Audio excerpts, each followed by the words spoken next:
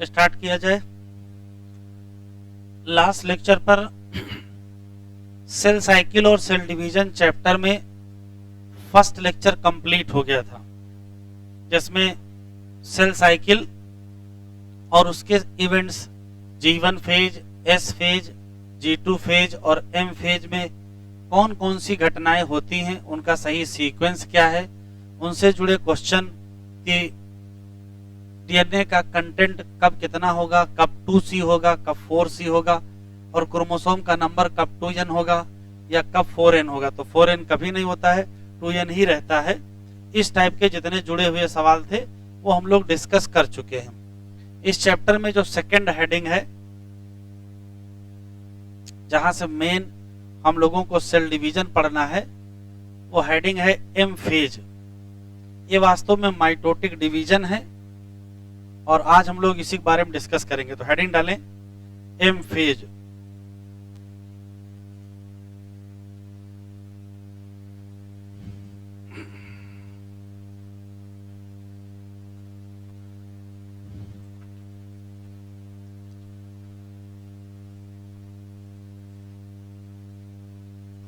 M phase कहो या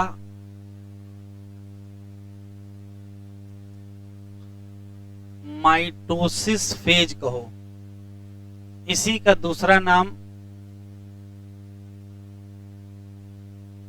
mitotic division है या माइटोसिस भी कहते हैं। तो चाहे माइटोसिक फेज कहो, चाहे माइटोटिक डिवीजन कहो, चाहे माइटोसिस कहो, एक ही बात है। पहले तो दो तीन रटने वाले सवाल है कि टर्म माइटोसिस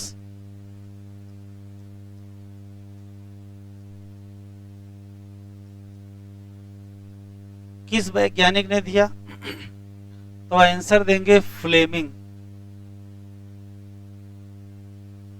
अगर क्वेश्चन पूछा जाए माइटोसिस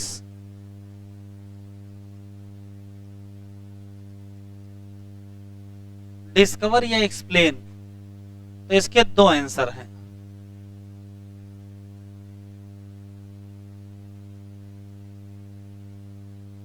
एनिमल में और प्लांट में माइटोसिस अलग अलग व्यक्ति ने एक्सप्लेन किया है। एनिमल में यही फ्लेमिंग ही है, लेकिन प्लांट में स्ट्रासबर्गर हैं। किसी पर्टिकुलर सेल डिवीजन में, किसी पर्टिकुलर सेल डिवीजन में होता क्या है? तो ये मान लेते हैं कि कोई पेरेंट सेल है,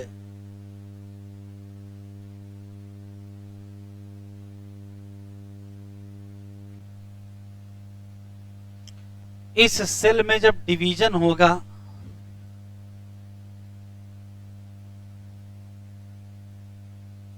तो बनेंगे डॉटर सेल।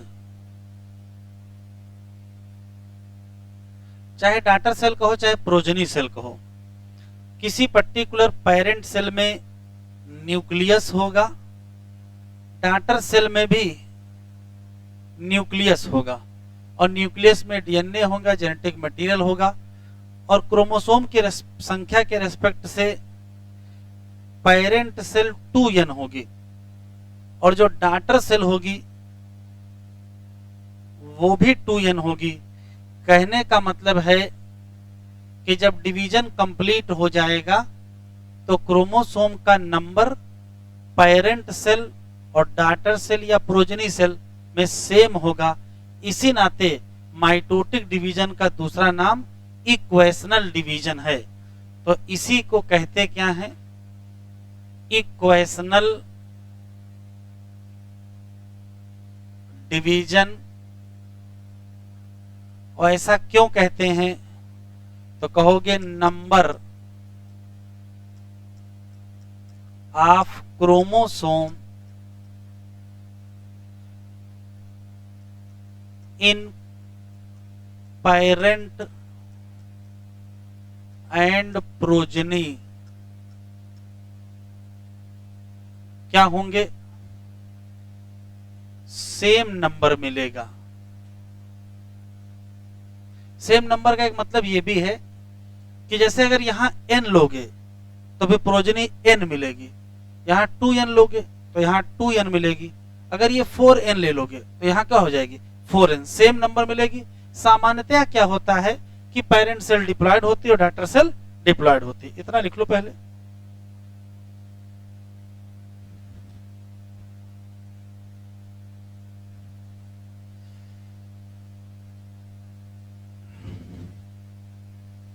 आगे देखें, जैसा कि पहले से ही पता है कि किसी पर्टिकुलर सेल साइकिल में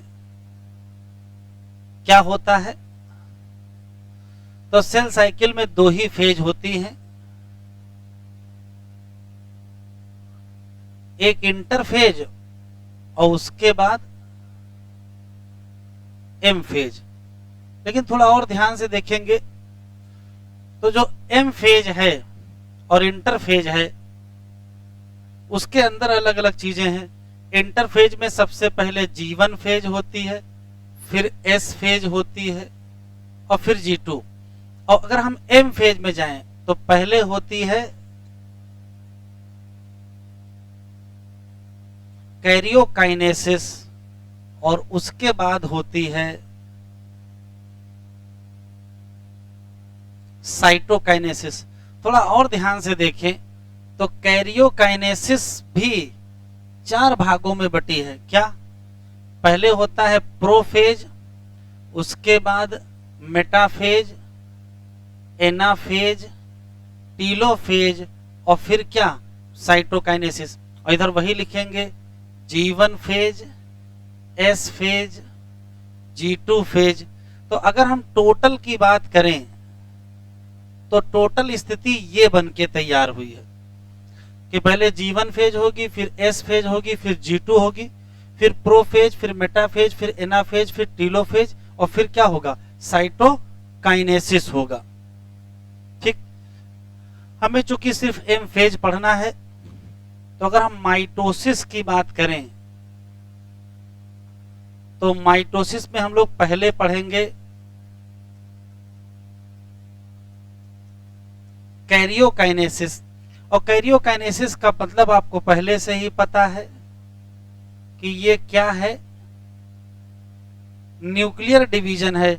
और न्यूक्लियर डिवीजन को टोटल 4 फेज में बांट दिया गया है। अब वो 4 फेज कौन सी हैं तो आपको पहले से पता है, प्रोफेज, मेटाफेज, एनाफेज और टीलोफेज। अगर आपसे क्वेश्चन पूछा जाए कि कैरियोकाइनेसिस में सीक्वेंस क्या है तो सीक्वेंस में कोई दिक्कत है नहीं कि प्रोफेज के बाद, मेटाफेज के बाद, एनाफेज के बाद टीलोफेज। लेकिन अगर क्वेश्चन बदल देगा तो आंसर बदल जाएगा। जैसे प्रोफेज, मेटाफेज, एनाफेज, टीलोफेज होती हैं, अगर इनका ड्यूरेशन का सीक्वेंस पूछ ले कि कौन बड़ी होती है और कौन छोटी होती है और डिक्रीजिंग ऑर्डर में बताएं, तो ड्यूरेशन अगर पूछ लिया जाएगा तो आंसर बदल जाएगा। आंसर ये होगा कि सबसे बड़ी तो प्रोफेज होगी, उसके बाद टीलोफेज होगी, फिर मेटाफेज होगी और फिर एनाफेज। इसका मतलब है कि प्रोफेज क्या है, ये है लॉन्गेस्ट फेज, और जो एनाफेज है ये है smallest phase. Prophase, metaphase, anaphase और टीलोफेज पढ़ने के लिए तो अलग अलग फेज है, लेकिन दोनों के बीच कोई क्लियर कट लाइन ड्रा नहीं है कि ये प्रोफेज खत्म ये मेटाफेज शुरू, या ये मेटाफेज खत्म तो ये एनाफेज शुरू। तो पढ़ने के लिए केवल सब अलग अलग हैं, लेकिन कोई भी no clear cut line between them. इनके बीच कोई लाइन नहीं खींची है। हाँ, वो अलग बात है कि हम प्रोफेज पढ़ेंगे, फिर मेटाफेज पढ़ेंगे, फिर हम एनाफेज पढ़ेंगे, फिर हम टीलोफेज पढ़ेंगे, फिर हम साइटोकाइनेसिस पढ़ेंगे, लेकिन ये वास्तव में प्रोग्रेसिव प्रोसेस हैं, तो वो लगातार चलती रहती हैं। इतना और लिख लीजिए।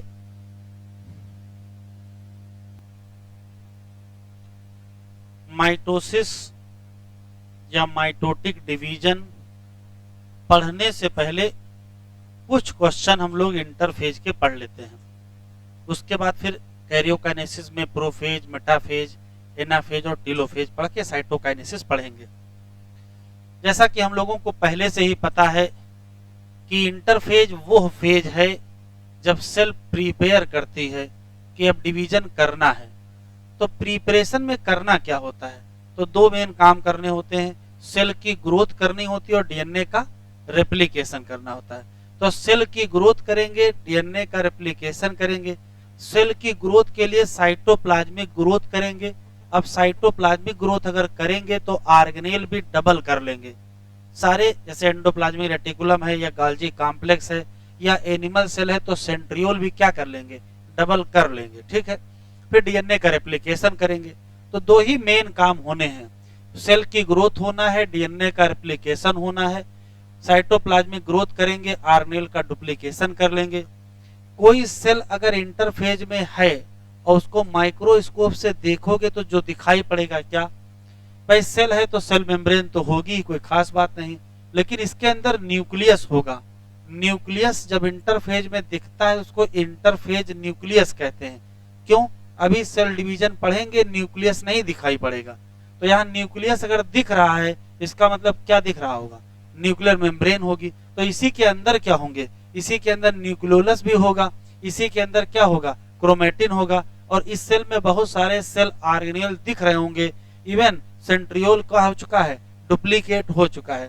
तो अगर जनरल बात पूछा जाए कि यदि सेल इंटरफेज में है तो क्या क्या दिखाई पड़ेगा और क्या क्या नहीं दिखाई पड़ेगा, तो मैंने यहाँ लिख रखा है। न्यूक्लियस दिखाई पड़ेगा, इसका मतलब न्यूक्लियर एनवेलप दिखाई पड़ेगा। न्यूक्लियस है तो न्यूक्लियोलस दिखाई पड़ेंगे। सेल ऑर्गेनेल जैसे एंडोप्लाज्मिक रेटिकुलम, गाल्जी कॉम्प्लेक्स वगैरह दिखाई पड़ेंगे।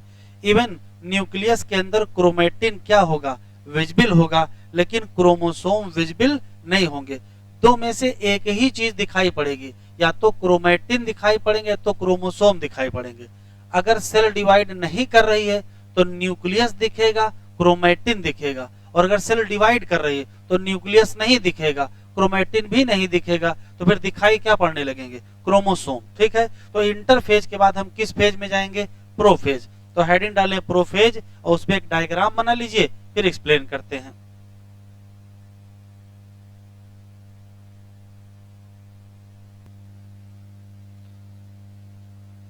जैसे ही सेल डिवीजन के लिए तैयार हो जाएगी वैसे ही एम फेज स्टार्ट होगी, और जैसे एम फेज स्टार्ट होगी तो पहले कैरियोकाइनेसिस होगी, फिर साइटोकाइनेसिस होगी। जब कैरियोकाइनेसिस स्टार्ट होगी तो सबसे पहले प्रोफेज होगा। तो पहला सवाल ये है कि प्रोफेज हमको कब देखने को मिलेगी, तो कहोगे इंटरफेज के बाद। इंटरफेज में वास्तव में किसके बाद देखने को मिलेगी, तो कहोगे G2 के बाद, ये कह सकते हो S और G2 के बाद देखने को मिलेगी। तो S और G2 के बाद जब कैरियोकाइनेसिस स्टार्ट होगी तो सबसे पहले प्रोफेज होगा। अब प्रोफेज में होगा क्या, तो जैसे ही सेल प्रोफेज में जाएगी वैसे कुछ चेंजेज आएंगे। हमको इंटरफेज के रेस्पेक्ट में दिमाग में रखना है कि जैसे वहां सेल में सेल मेम्ब्रेन थी, यहाँ भी सेल में सेल मेम्ब्रेन है, उसमें कोई चेंज नहीं आएगा। लेकिन वहां न्यूक्लियर मेम्ब्रेन बिल्कुल स्पष्ट थी। जैसे ही प्रोफेज में जाएंगे न्यूक्लियर मेम्ब्रेन धीरे धीरे डिसअपीयर होने लगेगी। ये स्विच ऑन ऑफ जैसा नहीं होगा कि अभी न्यूक्लियर मेम्ब्रेन बढ़िया थी और अभी न्यूक्लियर मेम्ब्रेन गायब हो गया, ऐसा कुछ नहीं होने वाला है। प्रोसेस है, धीरे धीरे चीजें होती हैं। तो धीरे धीरे न्यूक्लियर मेम्ब्रेन डिसअपीयर होगी। तो जब न्यूक्लियर मेम्ब्रेन डिसअपीयर होगी तो न्यूक्लियस के अंदर का जो क्रोमेटिन है वो भी चेंज होने लगेगा और उससे क्रोमोसोम बनने लगेंगे। तो जैसे जैसे ये डिसअपीयर होगा वैसे वैसे क्रोमोसोम अपीयर होने लगेंगे। तो धीरे धीरे क्या होगा, माइक्रोस्कोप से देखेंगे तो न्यूक्लियर मेम्ब्रेन डिसअपीयर हो रही है लेकिन न्यूक्लियस के अंदर का जो क्रोमैटिन है उससे क्रोमोसोम एपियर हो रहे हैं। क्रोमैटिन से क्रोमोसोम बनने की जो प्रोसेस है उसको कंडेंसेशन कहते हैं। कंडेंसेशन आप क्रोमैटिन कहो, चाहे कंडेंसेशन आप क्रोमोसोमल मटेरियल कहो, चाहे कंडेंसेशन आप डीएनए कहो। इसका मतलब यह है कि प्रोफेज में जाते ही क्या शुरू हो जाएगा, तो कहोगे कंडेंसेशन स्टार्ट हो जाएगा, जिससे क्या बनने लगेंगे, क्रोमोसोम बनने लगेंगे। जो क्रोमोसोम प्रोफेज में बनते हैं उनको कंपैक्ट माइटोटिक क्रोमोसोम कहते हैं। हमने 2 क्रोमोसोम इसमें दिखाए हैं। किसी भी क्रोमोसोम को चूंकि माइक्रोस्कोप से देख ही रहे हैं तो हमको 2 चीजें दिखाई पड़ेंगे, 2 क्रोमैटिड दिखाई पड़ेंगे, और ये दोनों क्रोमैटिड किससे अटैच होंगे, सेंट्रोमियर से अटैच होंगे। अभी सबसे नए नए क्रोमोसोम बने हैं तो सबसे पतले क्रोमोसोम होंगे, थिनेस्ट और लॉन्गेस्ट क्रोमोसोम इसी समय दिखाई पड़ेंगे। अभी मेटाफेज में जाएंगे, कंडेंसेशन वहां तक चलता है तो मेटाफेज में मोटे मोटे क्रोमोसोम दिखाई पड़ेंगे। तो क्वेश्चन अगर आपसे पूछेगा कि क्रोमोसोम सबसे पहले किस फेज में दिखाई पड़ेंगे, कहोगे प्रोफेज में दिखाई पड़ेंगे। लेकिन बिल्कुल ताजे ताजे बने हैं तो पतले थिन क्रोमोसोम होंगे, लेकिन जब मेटाफेज में जाएंगे तो इनसे बेहतर क्रोमोसोम दिखाई पड़ेंगे। क्यों, अभी कंडेंसेशन स्टार्ट हुआ है। क्वेश्चन पूछेगा कंडेंसेशन स्टार्ट तो आंसर देंगे प्रोफेज, लेकिन कंडेंसेशन कंप्लीट अगर पूछ लिया तो आंसर देंगे मेटाफेज। तो हो क्या रहा है, जैसे जैसे प्रोफेज आगे बढ़ रही है न्यूक्लियर मेम्ब्रेन गायब हो रही है, क्रोमैटिन से क्रोमोसोम बन रहे हैं। एक और घटना हो रही है, बहुत सारे सेल ऑर्गेनेल भी गायब होंगे। जैसे न्यूक्लियस गायब तो न्यूक्लियोलस भी गायब हो जाएगा, एंडोप्लाज्मिक रेटिकुलम भी गायब हो जाएगा, गाल्जी कॉम्प्लेक्स भी गायब हो जाएगा। तो क्या क्या देखो होना है। प्रोफेज क्या है, तो आप स्पष्ट कहोगे कि ये फर्स्ट फेज है किसकी, कैरियोकाइनेसिस। कब होती है, तो कहोगे आफ्टर एस और G2। हाँ, चूज करना पड़ेगा तो क्या कहोगे, G2 फेज के बाद होती है। एस और G2 फेज में डीएनए का क्या हाल होगा, तो आपको पहले से पता है कि जो एस फेज है उसमें नया डीएनए बनता है, वही किसमें जाता है, G2 फेज में। उस डीएनए में कुछ भी नहीं होगा, वो जैसे हुए उलझा हुआ था, इंटरवाइंड था, डिस्टिंक्ट नहीं था, मतलब स्पष्ट नजर नहीं आ रहा था, वैसे ही। तो जैसा एस फेज में होगा वैसा ही G2 फेज में डीएनए होगा, उसमें कोई चेंज नहीं आएगा। लेकिन जैसे ही वो प्रोफेज में जाएगा डीएनए में चेंज आने लगेगा और क्या स्टार्ट हो जाएगा, तो कहोगे कंडेंसेशन ऑफ क्रोमैटिन स्टार्ट। और जैसे कंडेंसेशन होगा वैसे एपियर होने लगेंगे क्या, कंपैक्ट माइटोटिक क्रोमोसोम। उसकी खास बात क्या है, उसमें 2 क्रोमैटिड अटैच होंगे, किससे, सेंट्रोमियर। समय बीतता जाएगा, धीरे धीरे डीएनए जो कैसा था, इंटरवाइंड था, वो कैसा हो जाएगा, अनटेंजल्ड। टेंजल्ड का मतलब है उलझा हुआ, अनटेंजल्ड का मतलब होता है सुलझा हुआ। तो कब उलझा होगा और कब सुलझा होगा, तो एस और G2 में इंटरवाइंड या उलझा हुआ होगा, जबकि प्रोफेज में ये सुलझा हुआ होगा। सुलझे को कहते हैं अनटेंजल्ड। प्रोफेज के दौरान जब प्रोफेज खत्म होने वाली होगी तब तक लगभग लगभग क्या क्या डिसअपियर हो जाएगा, तो न्यूक्लियस डिसअपियर हुआ, मतलब न्यूक्लियर मेम्ब्रेन या एनवेलप डिसअपियर हो गया, तो न्यूक्लियोलस भी डिसअपियर हो गया, एंडोप्लाज्मिक रेटिकुलम भी डिसअपियर हो गया, और गाल्जी कॉम्प्लेक्स। कहने का मतलब है कि अगर प्रोफेज खत्म हो रही है तो आपको क्या क्या क्या क्या क्या नहीं दिखाई पड़ेगा, तो कई चीजें नहीं दिखाई पड़ेंगी। न्यूक्लियस नहीं दिखेगा, न्यूक्लियर एनवेलप नहीं दिखेगा, न्यूक्लियोलस नहीं दिखेगा, गाल्जी कॉम्प्लेक्स नहीं दिखेगा, एंडोप्लाज्मिक रेटिकुलम नहीं दिखेगा, और क्रोमैटिन भी नहीं दिखेगा। तो दिखेगा क्या, तो कहोगे क्रोमोसोम दिखाई पड़ जाएंगे। ये तो इतनी घटना सामने लिखिए। एक और चेंज होता है, आपको पहले से ही पता है कि जो सेंट्रोसोम है वो डुप्लीकेट होते हैं किस फेज में, एस फेज में। उसका G2 में गए, फिर उसके बाद प्रोफेज में आए, तो जैसे प्रोफेज में जाएंगे दोनों सेंट्रोसोम एक दूसरे से दूर जाना शुरू होंगे।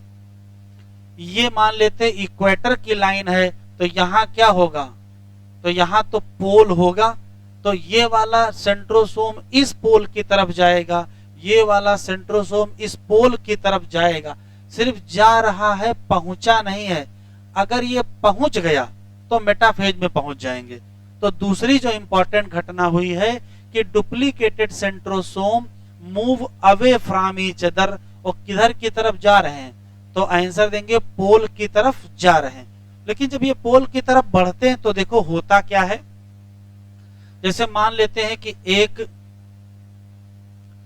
ये सेंट्रोसोम है, और मान लेते हैं ये दूसरा सेंट्रोसोम है, तो जैसे जैसे एक दूसरे से, अभी बनाइएगा नहीं, जैसे जैसे एक दूसरे से दूर जाएंगे, इनसे छोटे छोटे माइक्रोट्यूब्यूल, इनसे छोटे छोटे माइक्रोट्यूब्यूल निकलेंगे। ये छोटे छोटे माइक्रोट्यूब्यूल निकले, इससे भी छोटे छोटे माइक्रोट्यूब्यूल निकलेंगे। ये जो टोटल स्ट्रक्चर बन गया है, इस स्ट्रक्चर को एस्टर कहते हैं। क्योंकि ये कैसा है, तो कहोगे स्टार शेप है, और ये क्या है, माइक्रोट्यूब्यूल है। इसी तरीके से ये दूसरा क्या है, ये भी एस्टर है। तो दोनों एस्टर के बीच, दोनों एस्टर के बीच स्पिंडल फाइबर अटैच हो जाएंगे। इस तरीके से दोनों एस्टर के बीच स्पिंडल फाइबर अटैच हो जाएंगे। तो ये क्या है, स्पिंडल फाइबर। और ये जो टोटल स्ट्रक्चर बनके तैयार हुआ है, इसको स्पिंडल अपरेटस कहते हैं।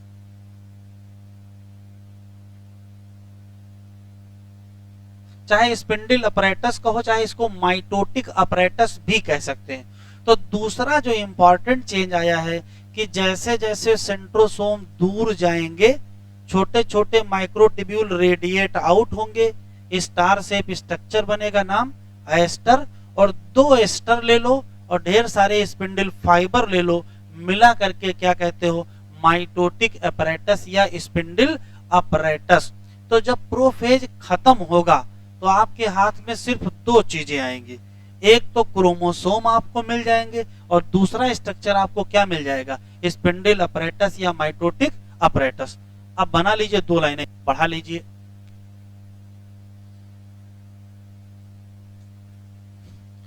डुप्लीकेटेड सेंट्रोसोम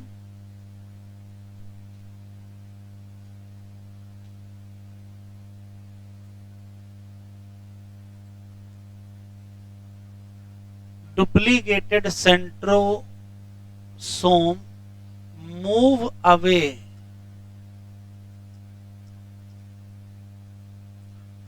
toward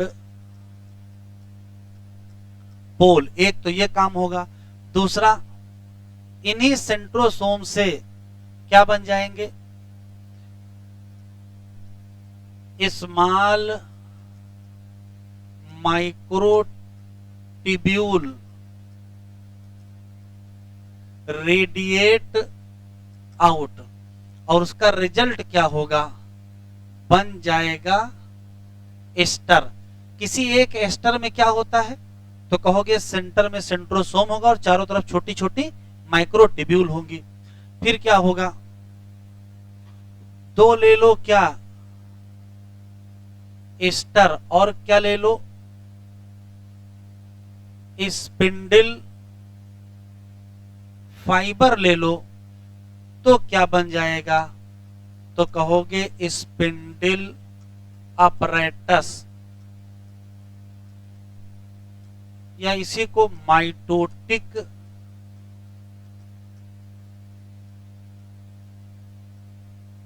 अपरेटस भी कहते हैं। तो प्रोफेज में एक और इंपॉर्टेंट चेंज आया है, क्रोमोसोम तो मिले ही हैं, हमको स्पिंडल अपरेटस भी मिल गया है। यहां एक स्पेशल सवाल है जो एनसीईआरटी में नहीं दिया है,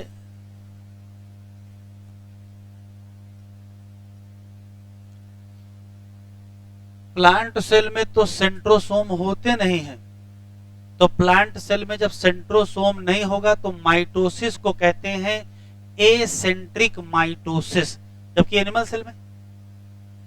एनिमल सेल में सेंट्रोसोम प्रेजेंट होते हैं, इसी नाते उसे कहते हैं सेंट्रिक माइटोसिस। तो प्लांट माइटोसिस को क्या कहते हैं? तो कहोगे एसेंट्रिक माइटोसिस। जबकि एनिमल का मतलब एनिमल सेल की बात हो रही है, क्या कहोगे? Centric mitosis. एक तो ये खास अंतर आ गया। अब जब सेंट्रोसोम ही नहीं है तो क्या प्लांट सेल में एस्टर बनेगा? एस्टर भी नहीं बनेगा। इसी नाते प्लांट माइटोसिस को कहते हैं एनएस्ट्रल माइटोसिस। जबकि एनिमल सेल में एस्टर बनेगा तो क्या कहोगे? Astral mitosis. सबके मतलब है, यहां एस्टर एब्सेंट है,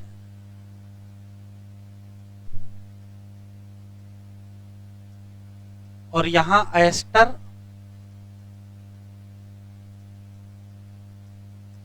प्रेजेंट है। ये बताओ स्पिंडल फाइबर होंगे कि नहीं होंगे? अगर आप स्पिंडल फाइबर नहीं बनाओगे तब तो माइटोसिस ही नहीं होगी। तो प्लांट में भी स्पिंडल फाइबर होंगे और एनिमल में भी स्पिंडल फाइबर होंगे। बस फर्क समझ लीजिए, वहां स्पिंडल फाइबर सीधे माइक्रोट्यूब्यूल बनाते हैं और यहां माइक्रोट्यूब्यूल नहीं। कौन बनाएगा? ये सेंटर में क्या है?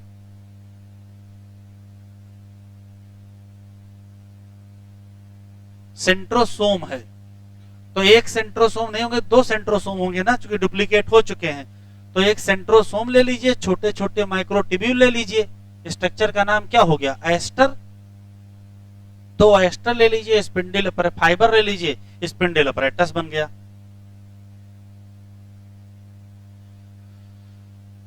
तो ये स्पेशल सवाल हो गए। प्लांट माइटोसिस का नाम अलग है और एनिमल माइटोसिस का नाम अलग है। हाँ, अलग बात है कि प्लांट में स्पिंडल फाइबर कहां से निकलेंगे? तो सीधे माइक्रोट्यूब्यूल से निकलेंगे। जबकि एनिमल में माइक्रोट्यूब्यूल नहीं, कहां से निकलेंगे? सेंट्रोसोम से। फिर लिख लीजिए नोट करके,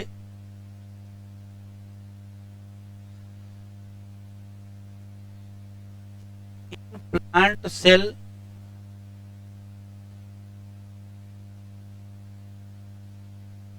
spindle fibre arise from microtubule,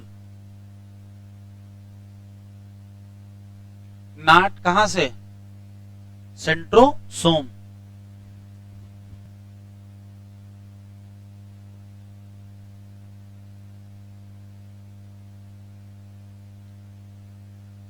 तो ओवरव्यू बिल्कुल याद रखिएगा।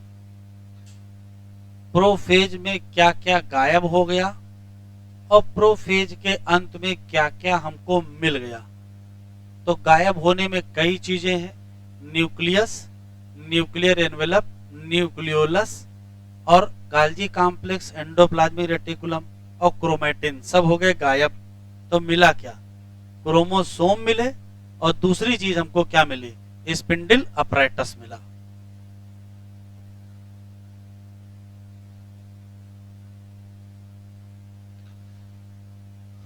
एम फेज क्या है?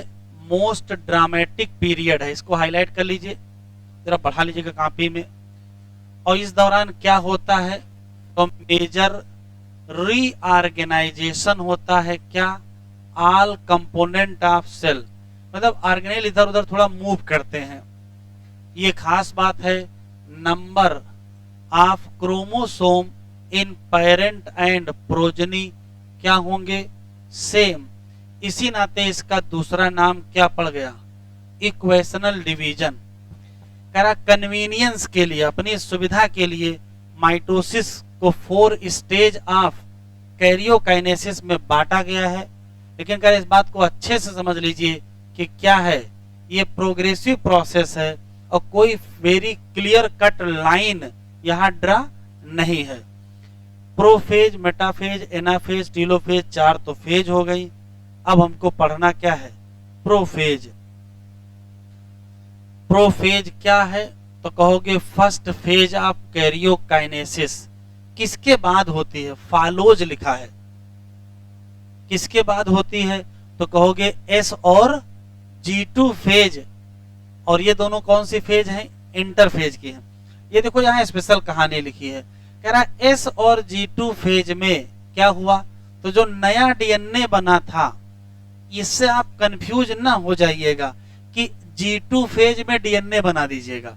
ये G2 फेज में डीएनए नहीं बना रहा है, लिखा है कि एस और G2 फेज में जो नया डीएनए बना था, कब, एस फेज में, उसका कुछ नहीं हुआ, वो जैसा था वैसे ही क्या रहा, नॉट डिस्टिंक्ट रहा और क्या रहा, इंटरवाइंड रहा। लेकिन जैसे ही कहां गए, प्रोफेज में, वैसे शुरू हो गया क्या, कंडेंसेशन ऑफ क्रोमोसोमल मटेरियल या क्रोमेटिन भी कह सकते हो।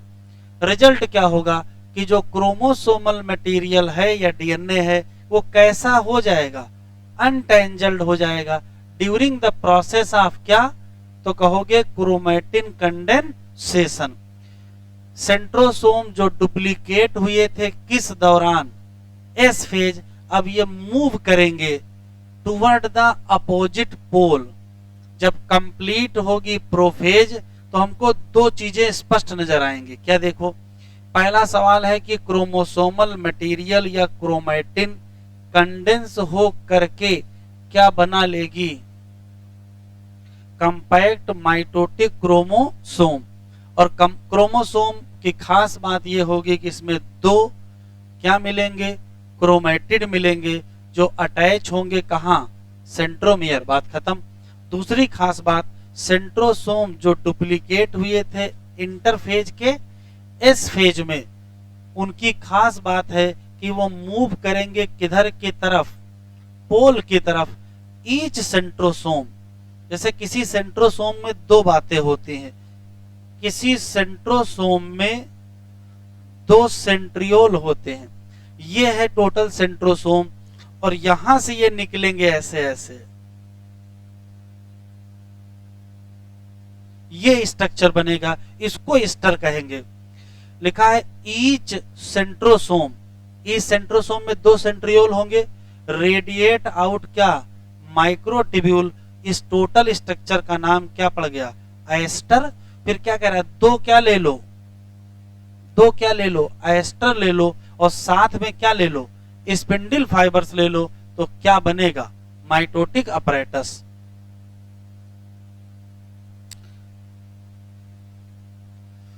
जब सेल पहुंच जाएगी कहां, एंड ऑफ प्रोफेज, शुरू में ही मत गायब कर दीजिएगा, एंड ऑफ प्रोफेज।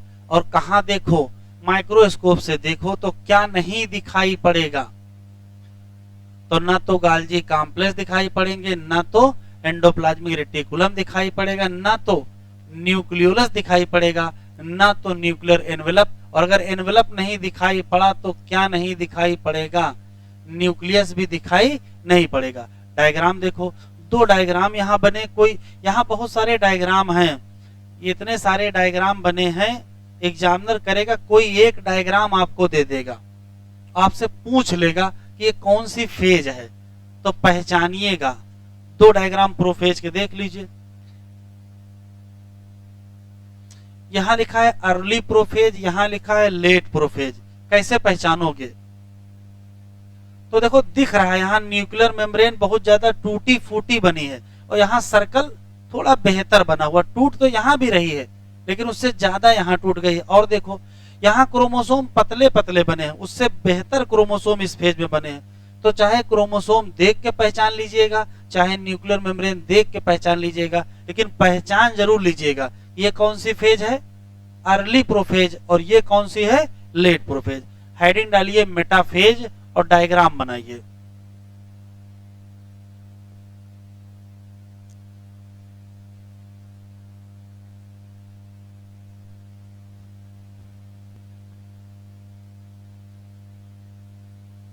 मेटाफेज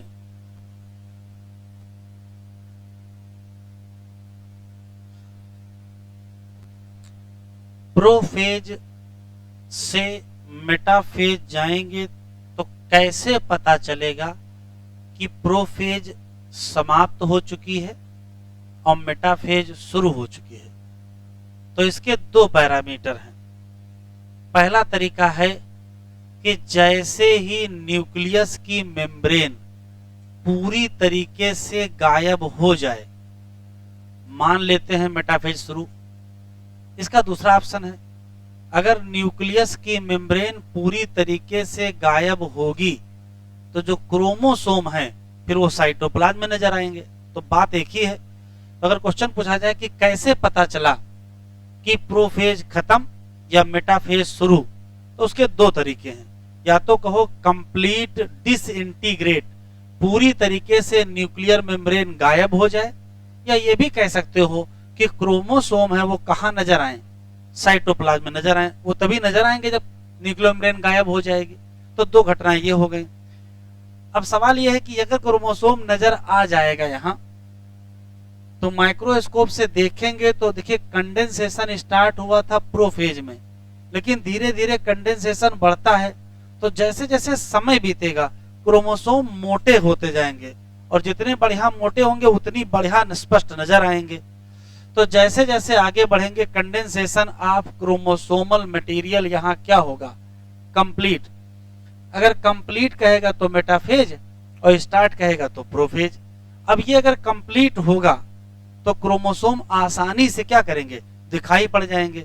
जैसे क्रोमोसोम दिखाई पड़ेगा उस क्रोमोसोम को हम कहेंगे मेटाफेजिक क्रोमोसोम। यहाँ भी वही स्थिति है, दो क्रोमैटिड हैं, बस उनका नाम बदल गया, क्या, सिस्टर क्रोमैटिड। किसी एक क्रोमोसोम की जो दो क्रोमैटिड होती हैं उनको सिस्टर क्रोमैटिड कहते हैं। तो क्रोमोसोम को देखोगे तो इसमें दो सिस्टर क्रोमैटिड होंगी। कहाँ अटैच होंगी, सेंट्रोमियर से अटैच होंगी। लेकिन चूंकि क्रोमोसोम काफी बढ़िया विजिबल हैं, तो एक चीज और दिखाई पड़ जाएगी, ये है सेंट्रोमियर। उसके सरफेस पर या साइड में क्या दिखाई पड़ जाएंगे, काइनेटोकोर, जो कि डिस्क शेप स्ट्रक्चर होते हैं। तो सेंट्रोमियर के सरफेस पर डिस्क शेप स्ट्रक्चर दिखाई पड़ेगा, उसका नाम काइनेटोकोर। और काम बहुत इंपॉर्टेंट, कई बार पूछा भी गया है, वो जो स्पिंडल फाइबर हैं वो कहाँ अटैच होते हैं, इसी काइनेटोकोर पर अटैच। कैसे, वो भी आगे देखेंगे। तो देखो इधर क्या क्या लिखा है, कंडेंसेशन ऑफ क्रोमोसोमल मटेरियल क्या होगा, कंप्लीट। रिजल्ट क्या होगा, chromosome visible clearly under microscope. Chromosome को कहोगे क्या, मेटाफेजिक क्रोमोसोम। उसमें होगा क्या, दो sister chromatid attach to centromere, ये स्पेशल है। काइनेटोकोर क्या है, तो कहोगे स्मॉल डिस्क शेप स्ट्रक्चर है। एट साइड कहो चाहे सरफेस कहो, किसके, सेंट्रोमियर। और ये लाइन कई बार नीट में आ चुकी है, यही वो जगह है जहां क्या अटैच होते हैं, स्पिंडल फाइबर। दो सवाल और हैं, चूंकि क्रोमोसोम क्लियरली विजिबल हैं तो ये आसान हो गया। मॉर्फोलॉजी ऑफ क्रोमोसोम हम आसानी से पढ़ सकते हैं या देख सकते हैं, क्योंकि क्रोमोसोम अभी क्या हो गए हैं, थिकेस्ट क्रोमोसोम होते हैं। इसी नाते मेटाफेज का कई पर्पज है। यही वो समय है जब हम स्टडी कर सकते हैं, या तो क्या स्टडी कर लो, क्रोमोसोम का नंबर, या तो क्या स्टडी कर लो, क्रोमोसोम का स्ट्रक्चर। बस क्या स्टडी नहीं करोगे, क्रोमोसोम का शेप स्टडी नहीं करोगे। शेप स्टडी होता है एनाफेज में। शेप कहाँ मिलेगा, एनाफेज। बाकी सारे क्वेश्चन का आंसर क्या होगा, मेटाफेज। तो अभी तक सिर्फ दो घटनाएं हुई हैं, पूरी तरीके से न्यूक्लियर मेम्ब्रेन गायब, एक घटना हुई है। साइटोप्लाज्म में क्रोमोसोम दिखाई पड़ गए, दूसरी घटना है। अब साइटोप्लाज्म में आ गए तो स्पष्ट आपने देख लिया, उसके सारे कैरेक्टर बता दिए। अगली इंपॉर्टेंट घटना यह है कि जो दो सेंट्रोसोम थे वो पोल की तरफ जा रहे थे, वो पोल की तरफ जा रहे थे प्रोफेज में, पहुंच गए पोल पर मेटाफेज में। तो एक तो घटना ये हो गई कि सेंट्रोमियर कहां पहुंच गए, सॉरी सेंट्रोसोम कहां पहुंच गए, तो आंसर देंगे पोल पर पहुंच गए। या ऐसे भी कह सकते हो ये वाला एस्टर इस पोल पर पहुंच गया, ये वाला एस्टर इस पोल पर पहुंच गया। स्पिंडल फाइबर पहले से ही बन रहे थे, जैसे जैसे दूर जाएंगे फाइबर की लंबाई क्या होती जाएगी, बढ़ती जाएगी। एक इंपॉर्टेंट घटना होगा क्या, कुछ स्पिंडल फाइबर जाके किससे अटैच हो जाएंगे, क्रोमोसोम से अटैच हो जाएंगे। जब क्रोमोसोम से अटैच हो जाएंगे तब आपको दिखाई पड़ेगा क्या कि 3 प्रकार के माइक्रोट्यूब्यूल होंगे। एक ऐसे माइक्रोट्यूब्यूल जो एस्टर बनाने में लगे हैं, उनका नाम एस्ट्रल माइक्रोट्यूब्यूल होगा। और कुछ ऐसे माइक्रोट्यूब्यूल होंगे जो इस पोल से इस पोल तक आएंगे, उनका नाम क्या होगा, पोलर माइक्रोट्यूब्यूल होगा। और कुछ होंगे जो क्रोमोसोम से अटैच होंगे, उनका नाम क्रोमोसोमल माइक्रोट्यूब्यूल होंगे। और यही क्रोमोसोमल माइक्रोट्यूब्यूल ही क्या बनाते हैं, स्पिंडल फाइबर बना लेते हैं। तो तीसरी जो घटना हो गई है कि स्पिंडल फाइबर अटैच हो गया किससे, क्रोमोसोम से। अब क्रोमोसोम में कहां अटैच है, तो कहोगे काइनेटोकोर से अटैच है। और अटैचमेंट बड़ा स्पेशल है, अभी लिखेंगे नहीं। जैसे मान लेते हैं कि ये क्रोमोसोम है, इस तरीके से, और इस क्रोमोसोम के सरफेस पर इधर की तरफ काइनेटोकोर, इधर की तरफ काइनेटोकोर, ये स्पिंडल फाइबर, ये स्पिंडल फाइबर, ये एस्टर है, ये एस्टर है। ऐसा स्ट्रक्चर हम लोगों ने पीछे बना रखा है। यहां अटैचमेंट से जुड़े 2-3 सवाल पूछे गए हैं। पहला सवाल, एक ही क्रोमोसोम दोनों पोल से जुड़ा है। अभी मियोसिस पढ़ेंगे, मियोसिस में अलग अलग क्रोमोसोम अलग अलग पोल से जुड़ते हैं, एक अंतर आ गया। दूसरा, जब एक ही क्रोमोसोम दोनों पोल से जुड़ा होगा तो अंतर देखो क्या है, ये वाली क्रोमेटिड इस पोल से अटैच है और ये वाली क्रोमेटिड इस पोल से अटैच है।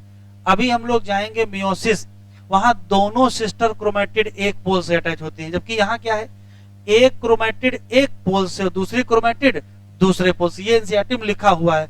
तो माइटोसिस में क्रोमोसोम का अरेंजमेंट बड़ा स्पेशल होता है। कैसे कहोगे, एक क्रोमेटिड एक पोल से और दूसरी क्रोमेटिड दूसरे पोल से। या पूरी लाइन बोल दे, एक क्रोमेटिड और उसका काइनेटोकोर एक पोल से और दूसरी क्रोमेटिड उसका काइनेटोकोर दूसरे पोल से। आखिरी सवाल, मान लेते हैं कि ये एक क्रोमोसोम है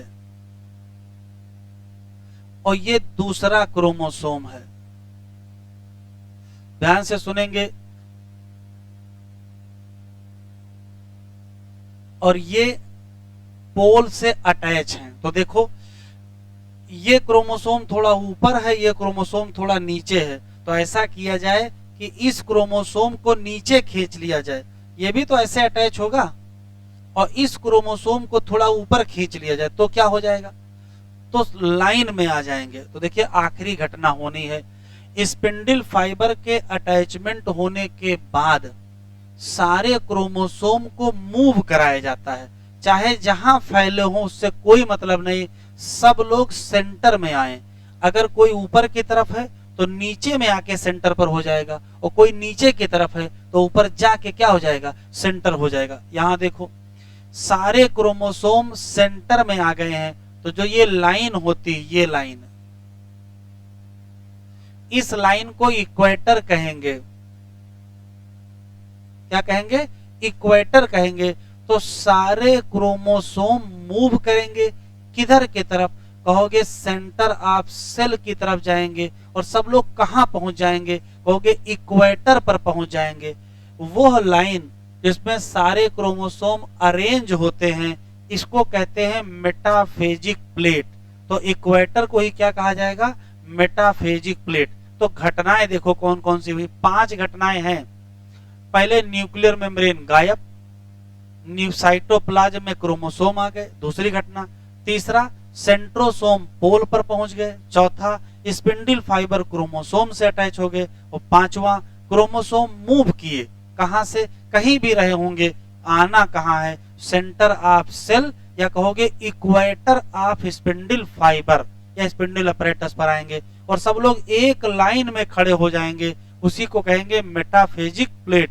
अभी मियोसिस पढ़ेंगे, मियोसिस में दो मेटाफेजिक प्लेट होती हैं, माइटोसिस में एक मेटाफेजिक प्लेट होती है, वहां दो लाइनें होती हैं और यहां एक लाइन होती है। तो लिख लेते हैं, ये बना लीजिएगा, बगल में इधर हम लिख रहे हैं।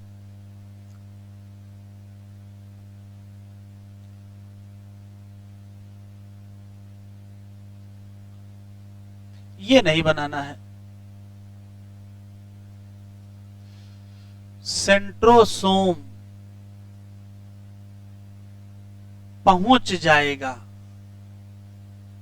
कहां पहुंच जाएगा, पोल ऑफ सेल या स्पिंडल अपरेटस। दूसरा,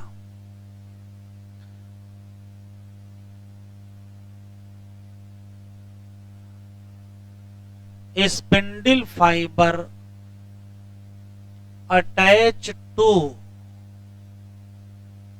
क्रोमोसोम। अब क्रोमोसोम में कहां अटैच होंगे, एट काइनेटो कोर। दूसरा, तीसरी घटना होगी, क्रोमोसोम मूव करेंगे किधर की तरफ, टुवर्ड सेंटर ऑफ सेल। अगर ये ना मिले तो कहोगे इक्वेटर ऑफ स्पिंडल अपरेटस। फिर क्या होगा, सभी क्रोमोसोम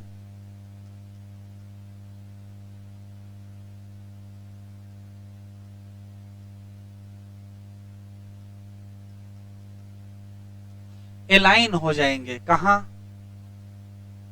एट इक्वेटर, और इसको कहेंगे क्या, मेटाफेजिक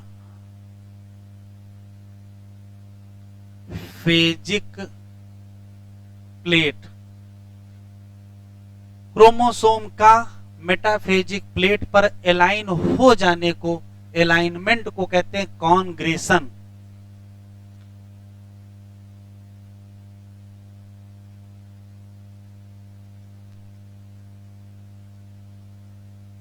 एलाइनमेंट के लिए एक शब्द है कॉन्ग्रेशन। तो कॉन्ग्रेशन क्या है, तो कहोगे एलाइनमेंट है। और कहां एलाइन हो जाएंगे, तो कहोगे इक्वेटर पर, उसी को कहेंगे क्या, मेटाफेजिक प्लेट।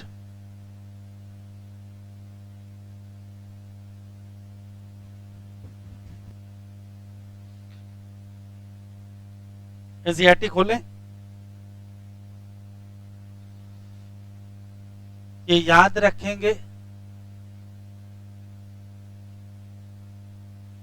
स्ट्रक्चर और शेप में अंतर भी एनाफेज में क्लियर हो जाएगा। मेटाफेज में मार्फोलॉजी दिखाई पड़ेगी।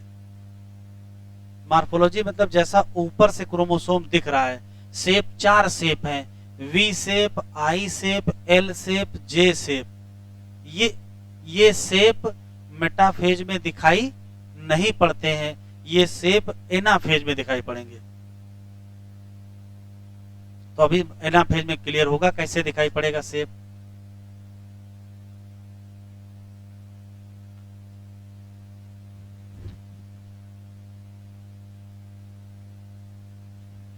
क्रोमोसोम से जुड़े सारे सवालों का आंसर मेटाफेज दीजिएगा, सिर्फ एक सवाल का जवाब एनाफेज दीजिएगा, जिसमें लिखा होगा शेप ऑफ क्रोमोसोम स्टडी, तो कहां चले जाओगे, एनाफेज।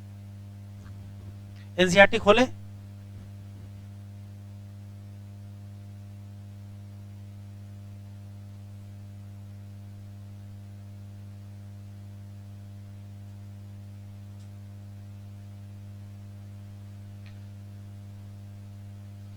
कितनी मेटाफेजिक प्लेट होती है जरा इसके नीचे लिख दीजिए। माइटोसिस में सिंगल मेटाफेजिक प्लेट होती है, अभी मियोसिस पढ़ेंगे डबल हो जाएगी। हो गया बेटा?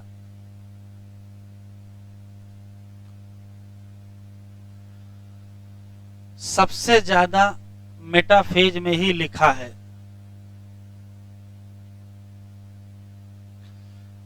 पहली ही लाइन टिक कर लीजिए। Complete disintegration of nuclear envelope, ये मार्क करता है क्या? स्टार्ट ऑफ सेकेंड फेज, जिसका नाम मेटाफेज है। इसी नाते क्रोमोसोम तुरंत कहां चले जाएंगे? साइटोप्लाज्म। तो अगर क्वेश्चन पूछेगा कि मेटाफेज के शुरू होने की क्या पहचान, तो या तो आप आंसर ये दीजिएगा, नहीं तो आप आंसर ये दे सकते हैं। इस स्टेज में कंडेंसेशन क्या हो जाएगा? ये भी इंपॉर्टेंट सवाल है।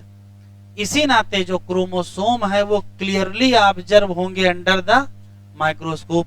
अब जब क्लियरली ऑब्जर्व हो गए तो देखो, at this stage morphology of chromosome आसानी से क्या कर सके हैं? स्टडी कर सकते हैं। एट दिस स्टेज क्रोमोसोम को कहते क्या है?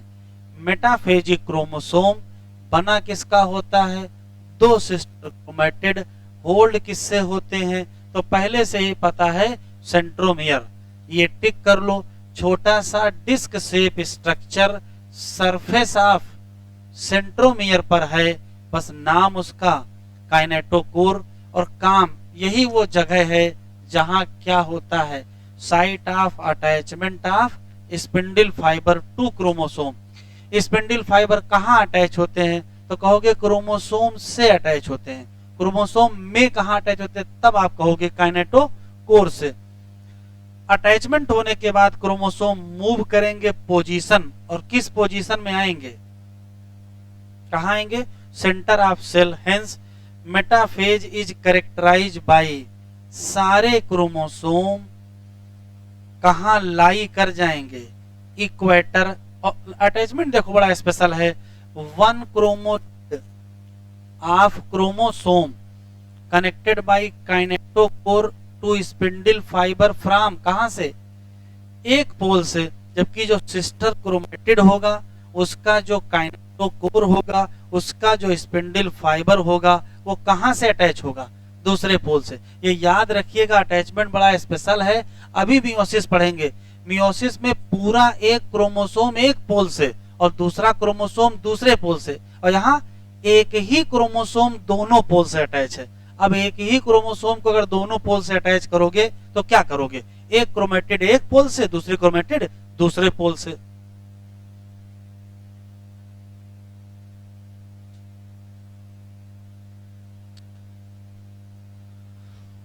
हाँ, यहां से टिक कर लीजिए। Plane of alignment of chromosome at metaphase, इसी को कहते क्या है? मेटाफेजिक प्लेट कहते हैं। दो ही मेन फीचर हैं। पहला फीचर है स्पिंडल फाइबर अटैच हो गए किससे? काइनेटोकोर। और दूसरा है क्रोमोसोम मूव करेंगे, और मूव करके जाएंगे कहां? तो कहोगे स्पिंडल के इक्वेटर पर जाएंगे, और फिर क्या हो जाएंगे? एलाइन हो जाएंगे। कहां? Metaphasic plate. और ये काम कौन करवाएगा?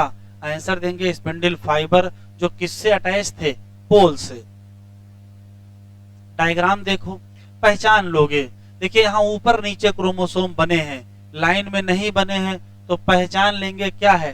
Transition to metaphase. और यहाँ देखो सब लाइन में है, तो क्या हो जाएगा? ये शुद्ध रूप से मेटाफेज है। और अंतर देखो, सबसे खराब पतले पतले क्रोमोसोम यहाँ बने हैं, उनसे बेहतर क्रोमोसोम यहाँ बने हैं, उनसे बेहतर यहाँ बने हैं, और सबसे बढ़िया क्रोमोसोम कहाँ मिलेंगे हमको? मेटाफेज में मिलेंगे। हेडिंग डालें, एनाफेज।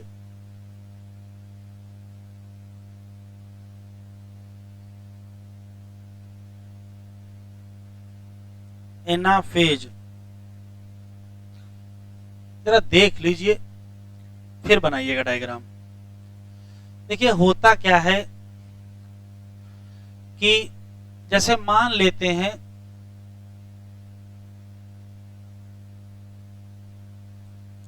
एनाफेज में होना सिर्फ इतना है, यहां देखें ये क्रोमोसोम बना हुआ है, इसकी दोनों सिस्टर क्रोमेटिड आपस में अटैच हैं। जैसे ही एनाफेज शुरू होगा एक एंजाइम आता है, उसका नाम शॉर्ट फॉर्म में एपीसी है। एनसीईआरटी में दिया नहीं है लेकिन अभी जल्दी पूछा गया है नीट में। एनाफेज प्रमोटिंग कॉम्प्लेक्स ये एंजाइम है, आएगा और ये जो सेंट्रोमियर है इसकी प्रोटीन को तोड़ देगा।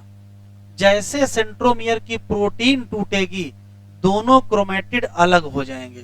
तो एनाफेज में पहला जो काम होना है सेंट्रोमियर की स्प्लिटिंग होनी है। क्यों टूटेगा तो कहोगे एनाफेज प्रमोटिंग कॉम्प्लेक्स ने सेंट्रोमियर की प्रोटीन तोड़ दी, पहला काम। अब जैसे टूट जाएगा तो ये स्पिंडल फाइबर इधर की तरफ खींचेगा, ये स्पिंडल फाइबर इधर की तरफ खींचेगा, तो रिजल्ट क्या होगा? रिजल्ट होगा ये वाली जो क्रोमेटिड है वो इस पोल की तरफ जाने लगेगी और ये वाली क्रोमेटिड इस पोल पर जाने लगेगी। जब तक दोनों क्रोमेटिड आपस में जुड़ी रहती हैं तब तक इनको सिस्टर क्रोमेटिड कहते हैं। जब तक जुड़ी रहती है तब तक सिस्टर क्रोमेटिड कहते हैं, और जैसे ही अलग होती हैं इनका नाम डॉटर क्रोमोसोम हो जाता है। फिर से सुनते हैं, किसी क्रोमोसोम में दो सिस्टर क्रोमेटिड होती हैं, जब तक जुड़ी हैं तब तक सिस्टर क्रोमेटिड कही जाती हैं, लेकिन जैसे ही दोनों अलग होंगी सिस्टर क्रोमेटिड का नाम बदल के डॉटर क्रोमोसोम हो जाएगा और डॉटर क्रोमोसोम मूव करना शुरू करेंगे किधर की तरफ? तो कहोगे ये डॉटर क्रोमोसोम इस पोल की तरफ और ये डॉटर क्रोमोसोम इस पोल की तरफ। अब डायग्राम बनाओ फिर लिखो।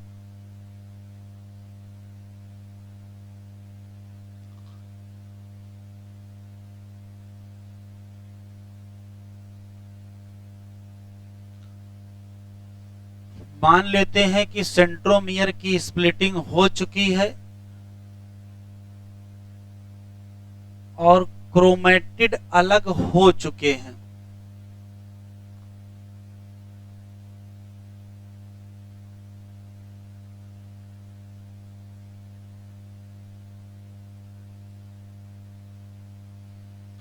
ये एक पोल है, ये दूसरा पोल है और उसका यहां क्या होंगे? एस्टर, और यहां भी क्या होंगे? ये टोटल एस्टर बना हुआ है। ये स्पिंडल फाइबर अटैच है, ये स्पिंडल फाइबर अटैच है।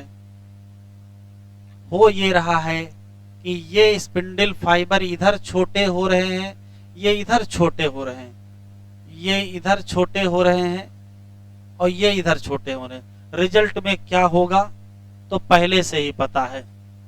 यहां क्या हो रही है?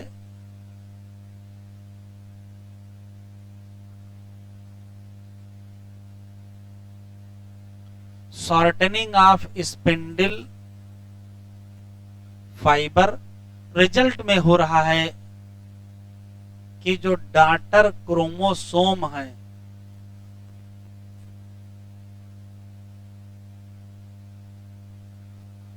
क्या करेंगे? ये भी तो डॉटर क्रोमोसोम है। डॉटर क्रोमोसोम एक दूसरे से दूर जाएंगे और जाएंगे कहां? तो कहोगे पोल की तरफ। Move away from each other toward pole. तो एनाफेज में अगर घटनाओं की बात करें तो गिनती की घटनाएं हैं। पहले क्या आया है?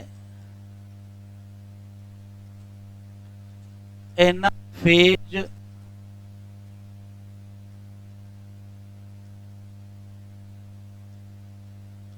प्रमोटिंग कॉम्प्लेक्स, शॉर्ट फॉर्म में एपीसी कहते हैं।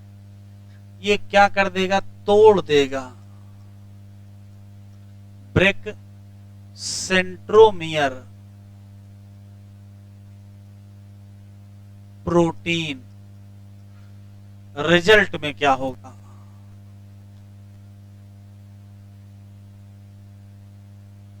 सेंट्रोमियर की हो जाएगी स्प्लिटिंग, रिजल्ट में क्या होगा?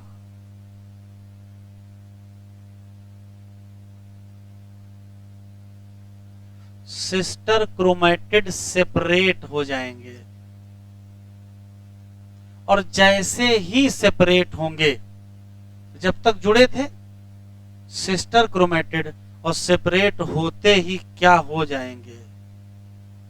Become daughter chromosome.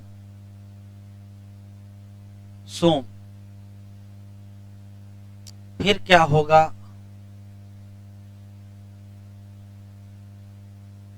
Shortening of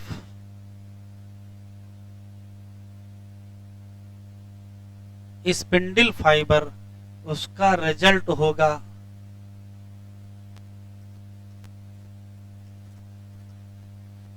daughter chromosome move away, दूर जाएंगे। कहां से? सेंटर से। और जाएंगे कहां? पोल की तरफ।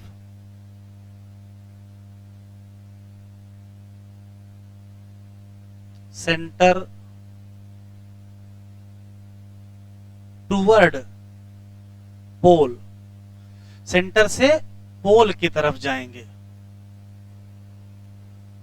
जाएंगे, पहुंचेंगे नहीं। अगर पहुंचा दिए तो टीलोफेज में पहुंच जाओगे। जितनी देर चलेंगे, तो जब ये मूवमेंट करेंगे तब देखो क्या होगा। तो स्थिति ये होती है कि जैसे मान लेते हैं कि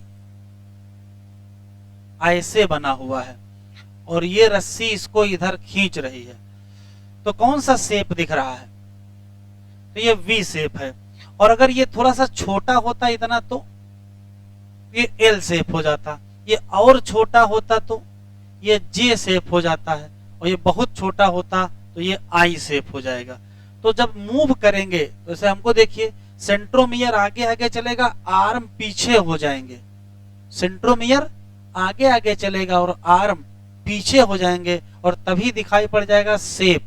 अब आर्म दोनों बराबर होंगे तो वी शेप, एक छोटा एक थोड़ा बड़ा, एल शेप एक और बहुत छोटा एक बहुत बड़ा, तो जे शेप, और एक बहुत छोटा या बिल्कुल किनारे हो जाएगा तो क्या?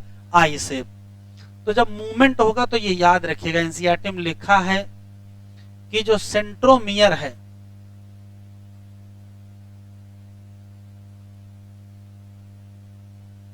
वो किधर की तरफ होगा? टुवर्ड पोल होगा और लीडिंग होगा, आगे आगे चल रहा होगा। जबकि जो आर्म होंगे उनका हाल, आर्म ट्रेलिंग होंगे।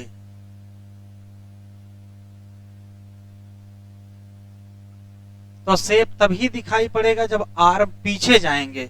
आर्म पीछे गए, दोनों बराबर हैं तो वी शेप, और थोड़ा छोटे बड़े हैं तो एल शेप, और छोटे बड़े हैं तो जे शेप, फिर क्या? आई शेप। तो अब दिखाई पड़ गया क्या? Shape of chromosome.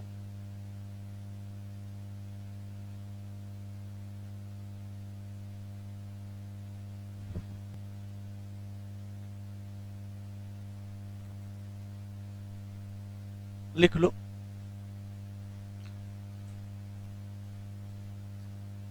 सेंट्रोमियर की स्प्लिटिंग हो और सेंट्रोमियर की स्प्लिटिंग ना हो, होगा तो वो माइटोसिस, और नहीं होगी तो मियोसिस है।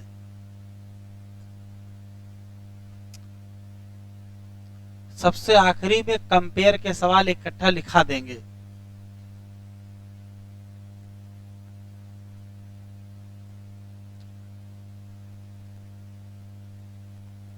देखो, कह रहा जैसे ही स्टार्ट होता है क्या? एनाफेज। जो क्रोमोसोम कहां अरेंज हैं? मेटाफेजिक प्लेट पर, वो स्प्लिट कर जाएंगे क्या? साइमल्टेनियसली मतलब सब एक साथ, और जो दो क्या बनेंगे, डाटर क्रोमेटिड देखो लिख दिया है, अब उन्हीं का नाम बदल के क्या हो जाएगा, तो चाहे डाटर क्रोमेटिड का हो चाहे सिस्टर, उन्हीं का नाम बदल के अब क्या हो गया, डाटर क्रोमोसोम, जो भविष्य में कहां पाए जाएंगे, डाटर न्यूक्लियाई में। ये जो डाटर क्रोमोसोम बने हैं वो माइग्रेट करेंगे किधर की तरफ, तो कहोगे पोल की तरफ। आराम से बताएं, क्रोमोसोम मूव टुवर्ड इक्वेटर और क्रोमोसोम मूव टुवर्ड पोल, ये दो अलग अलग सवाल हैं। अगर इक्वेटर की तरफ आ रहा है तो वो मेटाफेज है, और अगर पोल की तरफ जा रहे हैं तो वो एनाफेज है। किसी भी क्रोमोसोम जो मूव कर रहा होगा अवे फ्रॉम इक्वेटर प्लेट, उससे दूर ही तो जा रहा होगा।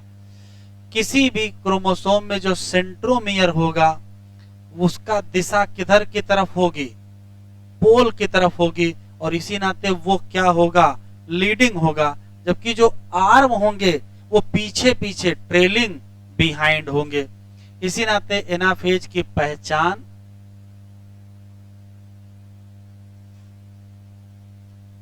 दो पहचान, पहली पहचान सेंट्रोमियर स्प्लिट और क्रोमेटिड क्या सेपरेट, कि क्रोमोसोम सेपरेट। अगर यहां क्रोमोसोम सेपरेट कह दिए तो फिर हम मियोसिस में जाएंगे, और क्रोमेटिड या जो क्रोमोसोम बने हैं वो मूव करेंगे किधर की तरफ, पोल की तरफ। इक्वेटर की तरफ जाएं तो, इक्वेटर की तरफ जाएं तो मेटाफेज। हेडिंग डालिए, हाँ ये डायग्राम पहचानेंगे कि देखो ये मूवमेंट हो रहा है, ये मूवमेंट हो रहा है। हेडिंग डालेंगे टीलोफेज, और छोटा सा डायग्राम पहले बना लेंगे।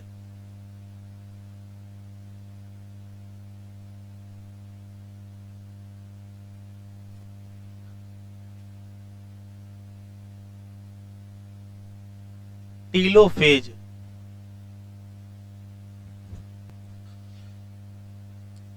टीलोफेज, टीलो का मतलब होता है किनारा,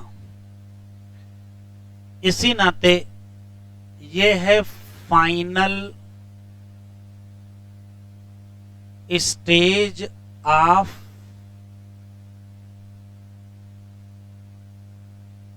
कैरियोकाइनेसिस। कितनी घटनाएं होंगी, तो एनाफेज में जो डाटर क्रोमोसोम पोल की तरफ जा रहे थे वो टीलोफेज में पहुंच गए पोल पर। जैसे ही पोल पर पहुंचेंगे वैसे शुरू हो जाएगा डीकंडेंसेशन, और क्या बनने लगेंगे, क्रोमेटिन। इसका मतलब है कि क्रोमोसोम लॉस कर देंगे, लॉस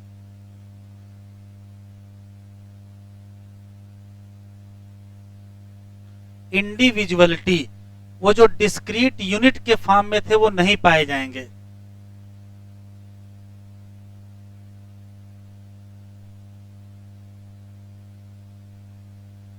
स्पष्ट नजर आ रहे थे अलग अलग क्रोमोसोम, वो अब अलग अलग नजर नहीं आएंगे, और क्रोमोसोम अपना अस्तित्व ही खत्म कर देंगे, इंडिविजुअलिटी लॉस कर देंगे, और क्या बन जाएगा, क्रोमेटिन।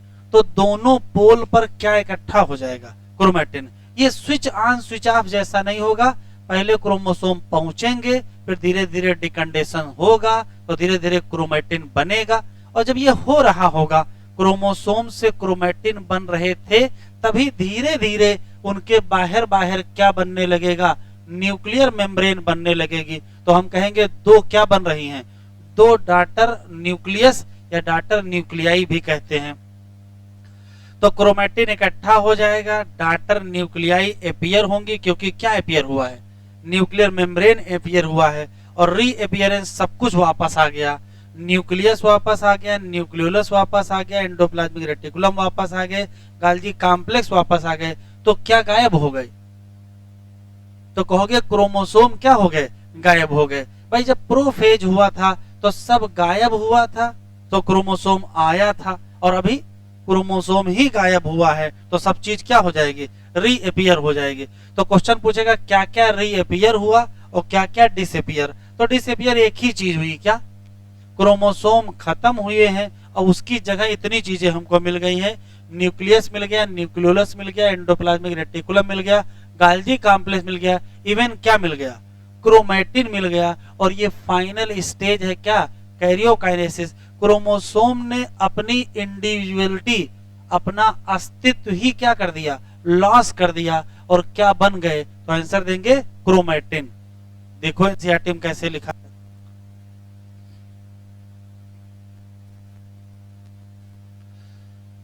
लिखा है at the beginning of final stage of karyokinesis, और फाइनल स्टेज का नाम टीलोफेज है।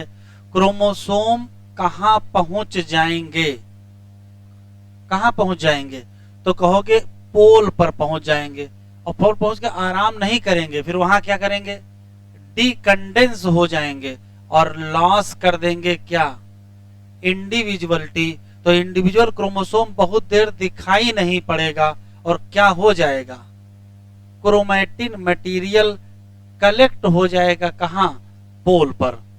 इस स्टेज में क्या होगा, तो देखो तीनों बातें यहां लिखी हैं। क्रोमोसोम जो इकट्ठा हुए थे कहां, स्पिंडल पोल पर, उन्होंने अपनी आइडेंटिटी क्या कर दी, लॉस कर दी। क्योंकि पहले क्या थे, ये डिस्क्रीट यूनिट या डिस्क्रीट एलिमेंट थे, डिस्क्रीट का मतलब अलग अलग नजर आ रहे थे। न्यूक्लियर एनवेलप या मेम्ब्रेन डेवलप हो गई around the chromosome cluster at pole, result में क्या बन गए, दो डाटर न्यूक्लियाई बन गई, और न्यूक्लियोलस, गाल्जी कॉम्प्लेक्स और एंडोप्लाज्मिक फिर से क्या हो गया, रीफॉर्म हो गया। पहचानिएगा ये स्ट्रक्चर आएगा तो ये क्या है, टीलोफेज। यहां देखिए बहुत स्पष्ट दिखाई पड़ रहा है, यहां दो सेंट्रियोल दिख रहे हैं, यहां भी दो सेंट्रियोल दिख रहे हैं, दो सेंट्रियोल मिला करके ये क्या होता है, सेंट्रोमियर होता है। हेडिंग डालिए साइटोकाइनेसिस।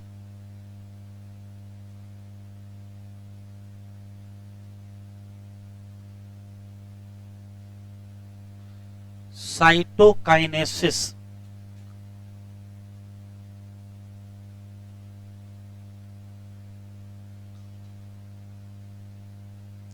नाम ही से पता चल रहा है, साइटो का मतलब साइटोप्लाज्म, काइनेसिस का मतलब बंटवारा, तो ये साइटोप्लाज्मिक डिवीजन है।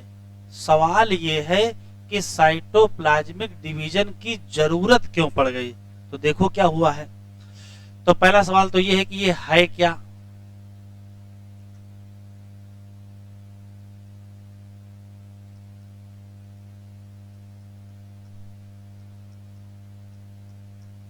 ये क्या है, साइटोप्लाज्मिक डिवीजन। जरा इधर देखो, जैसे मान लेते हैं कि ये कोई पर्टिकुलर सेल है, उसके पास ये न्यूक्लियस है, इसने क्या किया, डिवीजन किया, कैरियोकाइनेसिस। सेल अभी भी ऐसी ही है लेकिन बन गए हैं दो न्यूक्लियस, और ये घटना कौन सी है,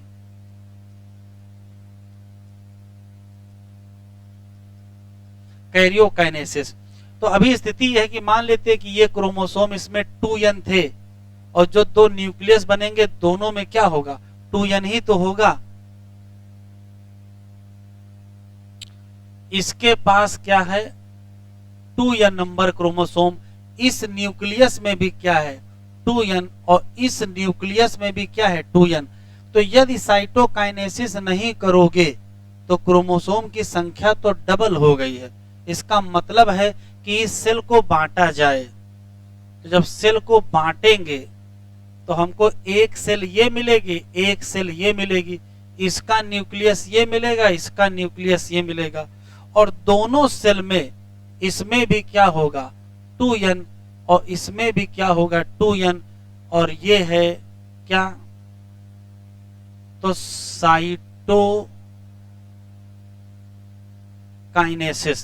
तो कैरियोकाइनेसिस के बाद ही क्या होता है, आंसर देंगे साइटोकाइनेसिस, जिसे हमको क्या मिल जाएंगी, तो दो डाटर सेल मिल जाएंगे।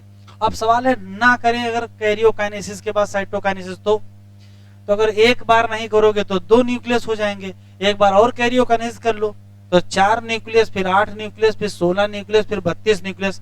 तो अगर कैरियोकाइनेसिस के बाद साइटोकाइनेसिस नहीं हुई, मतलब साइटोकाइनेसिस के बाद कैरियोकाइनेसिस नहीं हुई कि कैरियोकाइनेसिस के बाद साइटोकाइनेसिस नहीं हुई?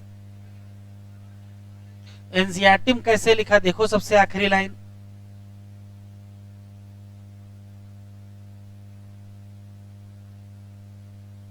लिखा है cytokinesis not followed by karyokinesis. तो अगर ऐसा हो गया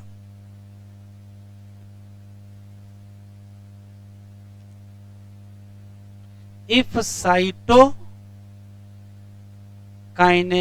नॉट, देख लो हमें कोई जल्दी नहीं है। पहले क्या लिखा है, उल्टा कर देंगे गलत हो जाएगा। पहले क्या लिखा है, karyokinesis not followed by cytokinesis. हाँ तो सही बताओ, इफ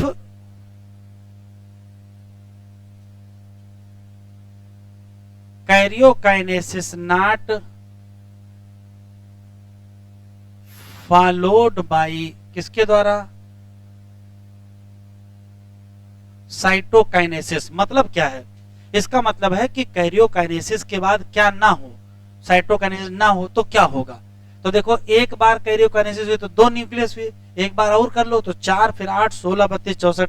तो रिजल्ट देखो क्या होगा, मल्टी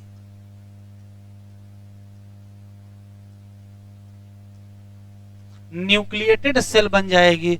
और इसको कहेंगे कौन सी कंडीशन, क्या कहेंगे, सिंसाइशियल कंडीशन। और इसका एग्जाम्पल दिया है लिक्विड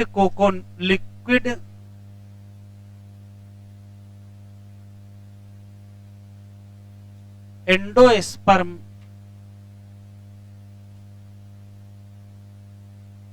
ऑफ कोकोनट। अभी आगे हम लोग रिप्रोडक्शन चैप्टर पढ़ेंगे तो एंडोस्पर्म फॉर्मेशन पढ़ेंगे, तब देखेंगे कि वहां फ्री न्यूक्लियर डिवीजन होता है, मतलब न्यूक्लियस डिवाइड ही करता रहता है और हजारों न्यूक्लियस बन जाते हैं। तो वो कैसे होगा वही देखेंगे। अच्छा, एक शब्द होता है सिंसाइशियल, एक शब्द होता है सिनोसिटिक, और दोनों मल्टी न्यूक्लिएटेड होते हैं, नहीं होते हैं। सिंसाइशियल भी मल्टी न्यूक्लिएटेड है, जैसे हम लोगों की स्केलेटल मसल फाइबर में भी क्या लिखा है, सिंसाइशियल साइटोप्लाज्म में लिखा हुआ है।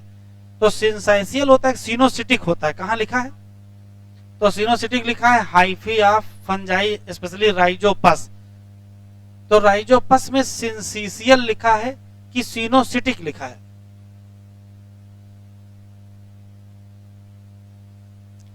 तो याद रखें वहां सिनोसिटिक लिखा है, इसका मतलब यह है कि सिनोसिटिक और सिंसिशियल में कुछ क्या है, अंतर है। तो अंतर देख लो क्या है।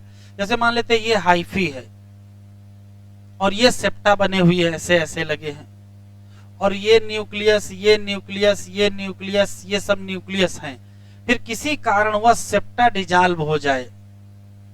अब अगर सेप्टा डिजॉल्व हुआ तो ये क्या हो जाएगा, तो कहोगे ये मल्टी न्यूक्लिएटेड हो जाएगा, और अब इसका नाम क्या होगा, सिनोसिटिक। तो वास्तव में क्या हुआ था, कैरियोकाइनेसिस के बाद साइटोकाइनेसिस हुई और सारी सेल अलग अलग बनी, उसके बाद सेप्टा डिजॉल्व हो गया। जैसे डिजॉल्व हुआ वैसे मल्टी न्यूक्लिएटेड हुआ, और इसका नाम सिनो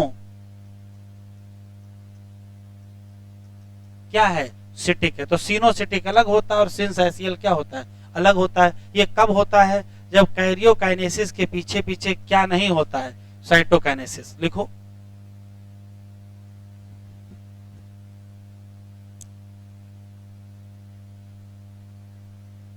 साइटोकाइनेसिस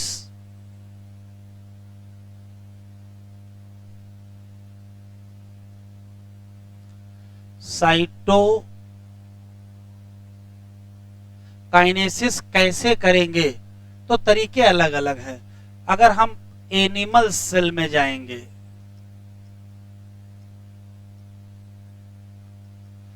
तो फरो फॉर्मेशन होगा।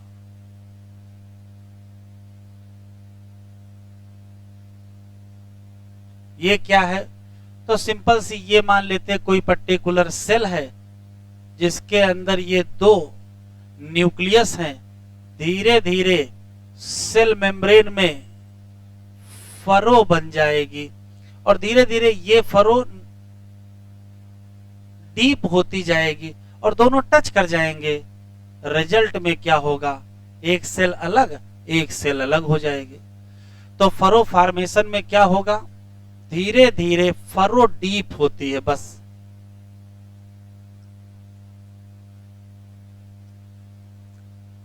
ये किसमें करेंगे, एनिमल सेल में। और फरो फॉर्मेशन क्यों हो पाया, क्योंकि यहां बाहर क्या पाई जाती है, सेल मेम्ब्रेन। और अगर प्लांट सेल होगी तो बहुत मजबूत सेल वाल होगी, क्या उसमें फरो बन पाएगी, नहीं बन पाएगी, तो तरीका बदलना पड़ेगा। इन प्लांट सेल लिखते चलो, कैसे करेंगे, तो कहोगे by cell plate formation. Furrow नहीं बनाए, क्यों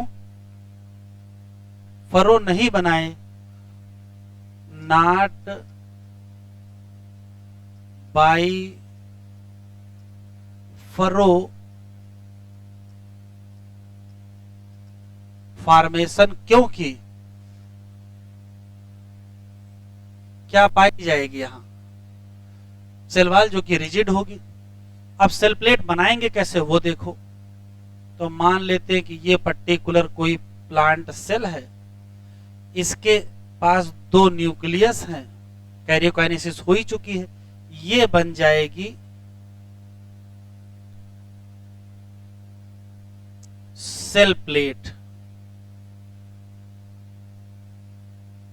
कहां बनेगी, तो कहोगे एट सेंटर बनेगी। और ये ग्रो कैसे करेगी, तो ये हिस्सा इधर की तरफ ग्रो करेगा, ये हिस्सा इधर की तरफ ग्रो करेगा। तो ग्रो किधर की तरफ करेगा, ग्रो टुवर्ड आउटर साइड।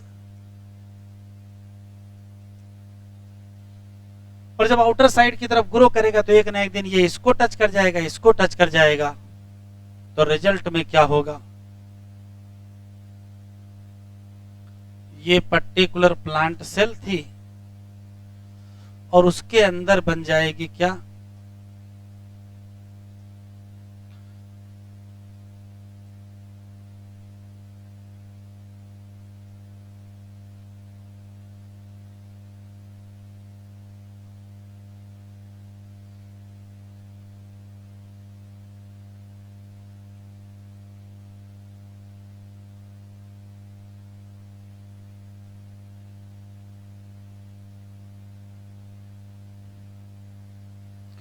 ये बन गया है मिडिल लैमेला।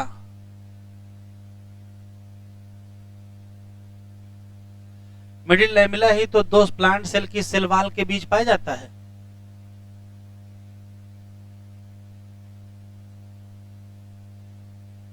इसी नाते इसको कहा जाता है प्रिकर्सर है।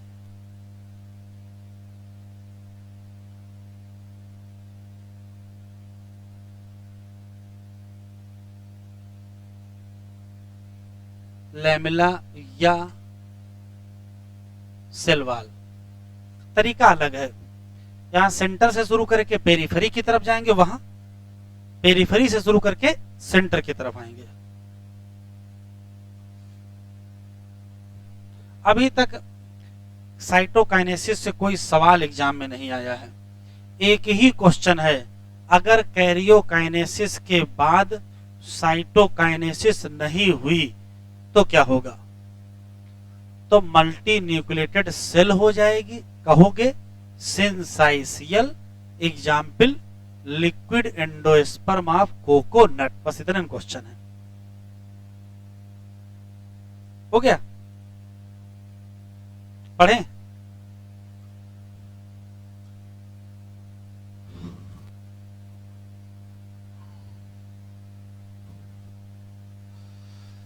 कह रहा माइटोसिस कंप्लीट नहीं होगी, सिर्फ आप क्या कर दो, सेग्रीगेशन ऑफ क्रोमोसोम कर दो। मतलब क्या कर दो, अगर कंप्लीट करना चाहते हो तो फिर क्या बनाना पड़ेगा, 2 डॉटर सेल। और कैसे बनाना पड़ेगा, सेपरेशन ऑफ साइटोप्लाज्म, कहोगे क्या, साइटोकाइनेसिस, और तभी डिवीजन क्या होगा, कंप्लीट होगा।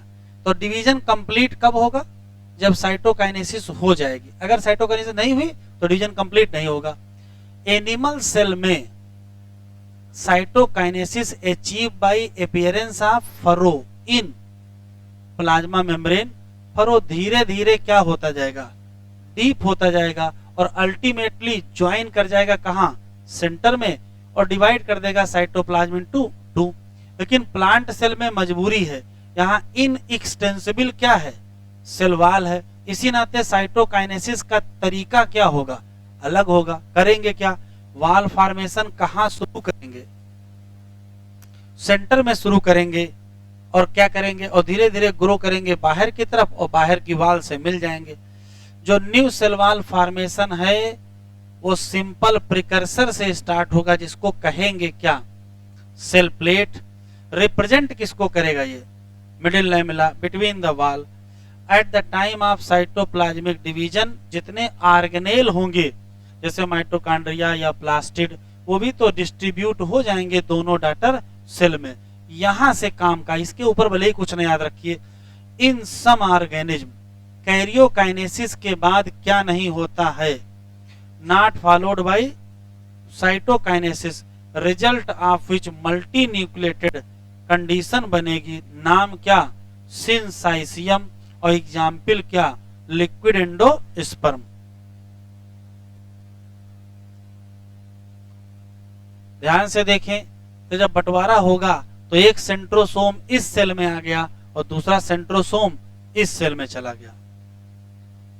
Last heading, significance of mitosis.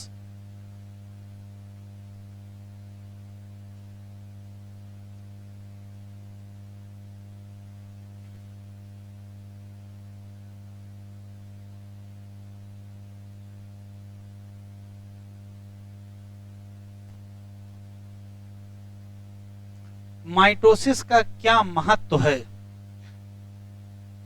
तो 2 बातें पुरानी रिपीट की गई हैं। सामान्यतः माइटोसिस किस सेल में होती है, तो सामान्यतः माइटोसिस डिप्लॉयड सेल में होती है और डॉटर सेल भी डिप्लॉयड बनती हैं। एक्सेप्शन अलग है कि कुछ लोअर प्लांट हैं जहां माइटोसिस हेप्लॉयड में होती है, और कुछ इंसेक्ट हैं जहां माइटोसिस हेप्लॉयड में होती है। जैसे हनी बी का मेल, उसमें मेल में हेप्लॉयड में ही क्या होती है, माइटोसिस। ये बात मैं आपको लिखा चुका हूं, लेकिन एनसीईआरटी में दोबारा दिया है तो दोबारा लिखो।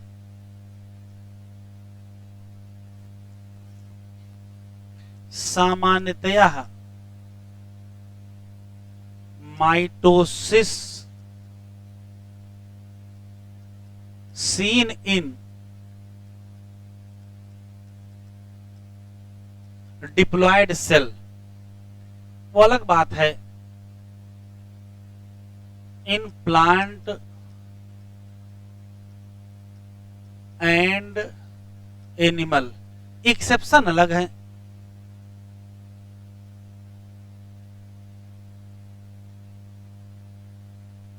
एक्सेप्शन ये है कि कुछ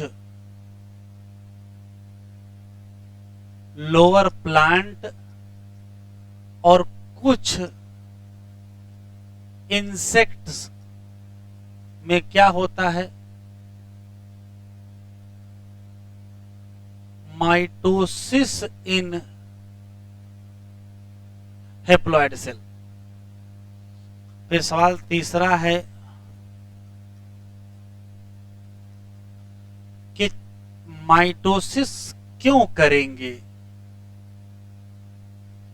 तो 2 पर्पज हैं, या तो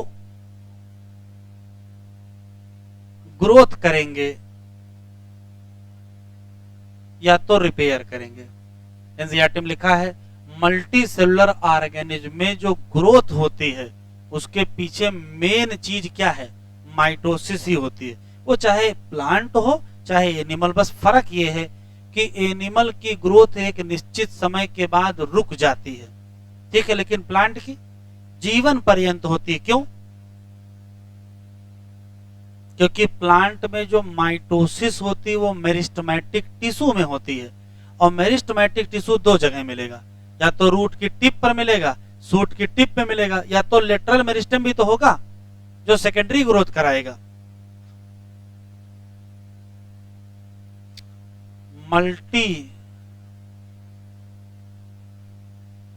सेलुलर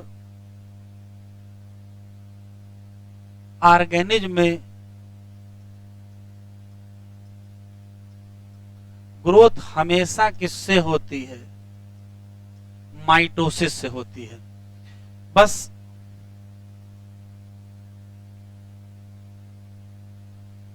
एनिमल की अगर हम बात करेंगे तो नॉट थ्रो आउट लाइफ, जीवन भर ग्रोथ माइटोसिस से नहीं होगी। प्लांट की अगर हम बात करेंगे तो कहोगे थ्रो आउट लाइफ।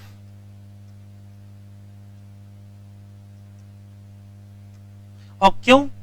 क्योंकि प्लांट में माइटोसिस होती कहां है?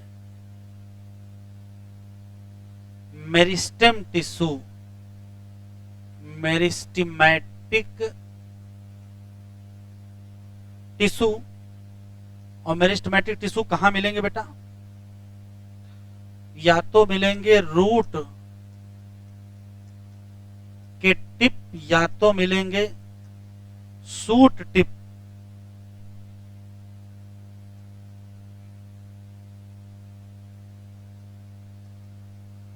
और या तो फिर लेटरल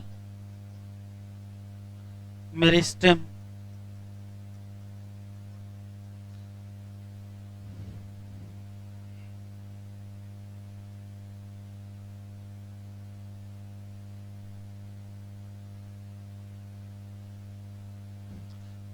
अगर आप पेपर उठा के देखेंगे, सिग्निफिकेंस से कभी सवाल नहीं आया। क्यों? क्योंकि उसके इतने बढ़िया बढ़िया सवाल उसको पहले ही मिल जाते हैं। और सवाल ऐसा तो है नहीं कि 10-20 यहां से पूछने हैं। माइटोसिस से एक सवाल पूछना है, अब वो सिग्निफिकेंस से पूछे कि साइटोकाइनेसिस से पूछे कि प्रोफेज, मेटाफेज, एनाफेज, टीलोफेज से पूछे, तो इन जनरल वही पूछ लेता है। इसी नाते यहां से कभी सवाल नहीं आता है। फिर भी दिया है तो पढ़ रहे हैं। एनिमल में रिपेयर होता है बाई माइटोसिस। 3 रिपेयर हैं। स्किन की एपिडर्मिस की लेयर हमेशा निकलती रहती है। क्यों? तो अंदर से नई बनती रहती है, तो ये भी रिप्लेसमेंट हो रहा है। एलिमेंट्री कैनाल गट की जो लाइनिंग है, भाई हम खाना खाते हैं, वो गर्म हो सकता है, वो ठंडा हो सकता है, वो हार्ड हो सकता है, लाइनिंग को डैमेज कर सकता है। तो जो इनर लाइनिंग है वो भी क्या होती है? रिप्लेस होती रहती है, तो माइटोसिस करना पड़ेगा। और ब्लड की सेल हमेशा बनती रहती है, तो क्या करना पड़ेगा? माइटोसिस। तो रिपेयर या रिप्लेसमेंट करेंगे कहां कहां? तो 3 जगह। एट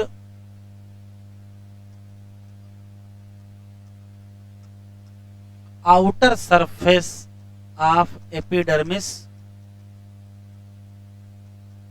या आउटर लेयर ऑफ एपिडर्मिस कह सकते हो। At inner lining of gut और ब्लड सेल।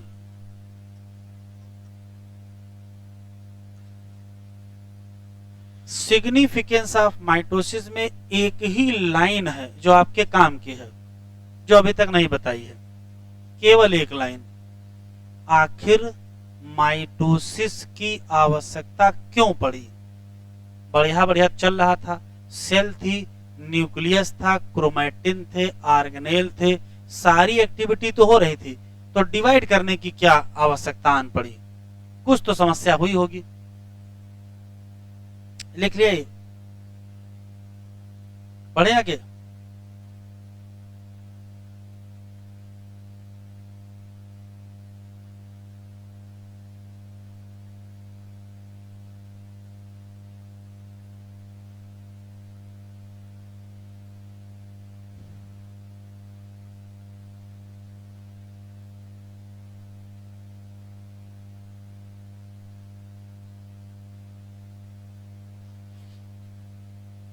तो जितना हम लोगों को पता है कि सेल की जो ग्रोथ है, स्पेशली साइटोप्लाज्मिक ग्रोथ,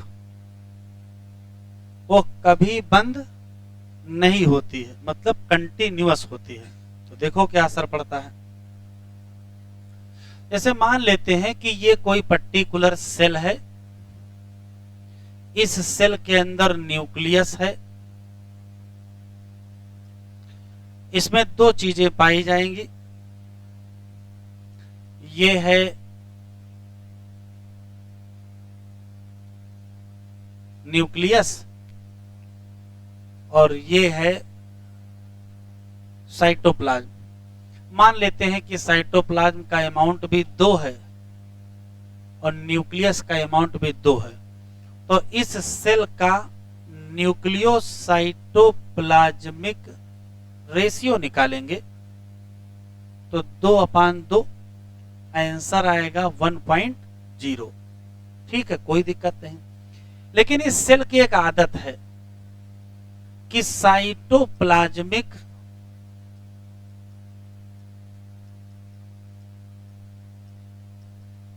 ग्रोथ तो कंटिन्यूअस होती है।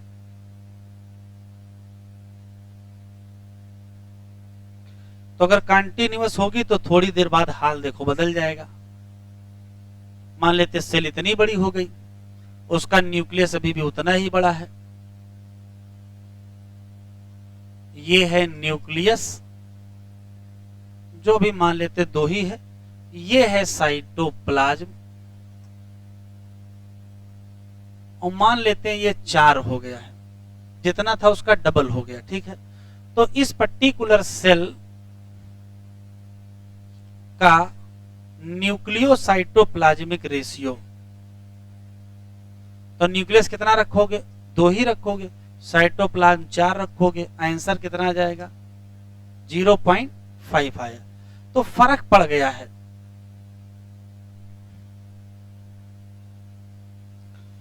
ध्यान से सुनेंगे, जब सेल ग्रो करती है तब सेल का न्यूक्लियोसाइटोप्लाज्मिक रेशियो डिस्टर्ब हो जाता है। तो इस डिस्टरबेंस का हल क्या है? एक ही हल है कि आप ऐसा करो डीएनए रेप्लिकेशन, और डीएनए रेप्लिकेशन करके इसको भी क्या कर लो? 4 कर लो और तुरंत डिवाइड कर लो। कर लेते हैं। अब डिवीजन कर लिया, ये न्यूक्लियस इसके पास भी 2 होगा, इसके पास भी 2 होगा, और साइटोप्लाज्म भाई यहां 4 हो गया था तो इसके पास 2 हो गया और इसका साइटोप्लाज्म भी 2 हो गया। तो अभी न्यूक्लियोसाइटोप्लाज्मिक रेशियो निकालो, तो फिर से हम क्या लिखेंगे? 2/2, आंसर क्या आ जाएगा? 1 आया। ध्यान से सुने, डीएनए का रेप्लिकेशन परमानेंट नहीं करते हैं। जब सेल को ये महसूस होने लगता है कि अब हम इतने बड़े हो गए हैं कि अब फट ही जाएंगे, तो इससे अच्छा है कि डीएनए करो डबल और तुरंत करो डिवाइड। सेल कब तक डिवाइड नहीं करेगी? जब तक डीएनए डबल नहीं होगा। तो जब भी डिवीजन करना होगा उसके ठीक पहले क्या करेंगे? रेप्लिकेशन करेंगे। डीएनए डबल किया, साइटोप्लाज्म तो बढ़ ही चुका है, न्यूक्लियोसाइटोप्लाज्मिक रेशियो क्या हो गया? रिस्टोर हो गया। तो कंक्लूसिव लाइन यहां है, जब सेल ग्रो करेगी तब क्या हो जाएगा? तो कहोगे तब न्यूक्लियोसाइटोप्लाज्मिक रेशियो डिस्टर्ब। पहला सवाल। दूसरा क्या है? सेल डिवाइड क्यों करेगी? तो कहोगे अपने न्यूक्लियोसाइटोप्लाज्मिक रेशियो को रीस्टोर करने के लिए।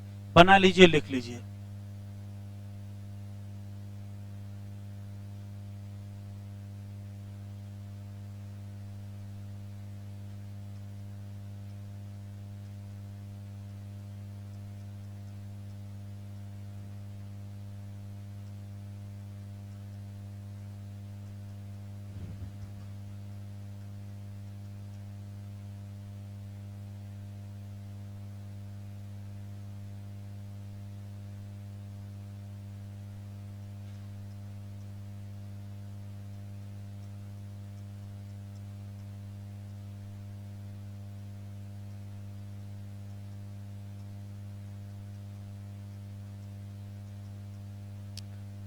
सेल ग्रोथ होता है तो क्या समस्या आती है और सेल डिवाइड होता है तो क्या हो जाता है।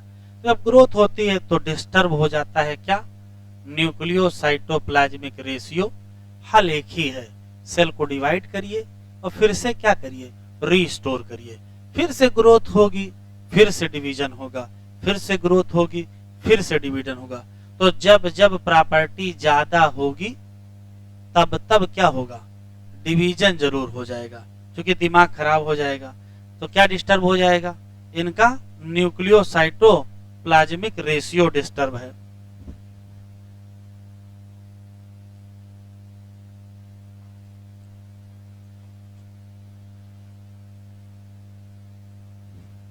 सिग्निफिकेंस ऑफ माइटोसिस, हेडिंग है सिग्निफिकेंस, कहानी इधर उधर सब बता रहे हैं। माइटोसिस या इक्वेशनल डिवीजन अक्सर कहां देखने को मिलती है, डिप्लॉयड सेल। लेकिन कुछ लोग मान नहीं रहे, कौन, लोअर प्लांट, और कुछ कौन, सोशल इंसेक्ट। ये कौन से हैं, सामाजिक कीड़े। तो सामाजिक कीड़े का मतलब क्या होता है, जो हमारे समाज में रहते हों। ऐसा नहीं है, ऐसे कीड़े जिनके अंदर समाज हो। समाज का मतलब डिवीजन ऑफ लेबर हो। जैसे मधुमक्खी का जो छत्ता होता है, वहां काम का बंटवारा है कि कुछ लोग खाना ढूंढने जाएंगे, कुछ लोग केवल सुरक्षा में यहाँ लगे रहेंगे, काटेंगे, कुछ लोग साफ सफाई करेंगे, कुछ लोग छोटे बच्चों का ध्यान रखेंगे। ठीक है, सारे काम अलग अलग। तो अगर काम का बंटवारा है तो इसी को तो सामाजिकता कहते हैं। सामाजिक इंसेक्ट के दो बढ़िया एग्जाम्पल हैं। सबसे बढ़िया है टर्माइट, दीमक। सबसे बेस्ट एग्जाम्पल है वो उसका सोशल इंसेक्ट का। उसके बाद फिर हनी भी आएगा। यहाँ हेप्लॉयड सेल डिवाइड करके माइटोसिस करेंगी। कह रहा बहुत जरूरी है इस बात को समझना। तो जरूरी है तो समझो भैया, क्या महत्व है किसका, division in life. You are aware, some example देख लेंगे। Mitosis result in production of diploid daughter cell, जिसका जेनेटिक सेम होगा। ग्रोथ अगर किसकी करनी है, किसकी, मल्टी सेलुलर, तो हमेशा क्या करना पड़ेगा, माइटोसिस। सेल की जब जब ग्रोथ होगी तब तब क्या खराब होगा, रेशियो किसके बीच। तो ये आवश्यक हो गया कि सेल अब क्या करे, डिवाइड करे। हाईलाइट कर लो, क्या, न्यूक्लियोसाइटोप्लाज्मिक रेशियो। ये बहुत महत्वपूर्ण है। कंट्रीब्यूशन किसका, माइटोसिस का, किसमें, सेल की रिपेयर। सेल कहाँ की, upper layer of epidermis, inner lining of gut और ब्लड सेल हमेशा होती रहती हैं रिप्लेस। माइटोटिक डिवीजन कहाँ होगा, मेरिस्टेमेटिक टिश्यू, चाहे कहाँ एपिकल, चाहे कहाँ लेटरल। इससे क्या होगी, continuous growth of plant through out life. अगले लेक्चर पर मियोसिस पढ़ने से पहले टाइप ऑफ माइटोसिस पढ़ेंगे, उससे जुड़े कुछ सवाल होते हैं, उससे जुड़े जो सवाल हैं वो भी कराएंगे। ठीक है, आज इतना ही।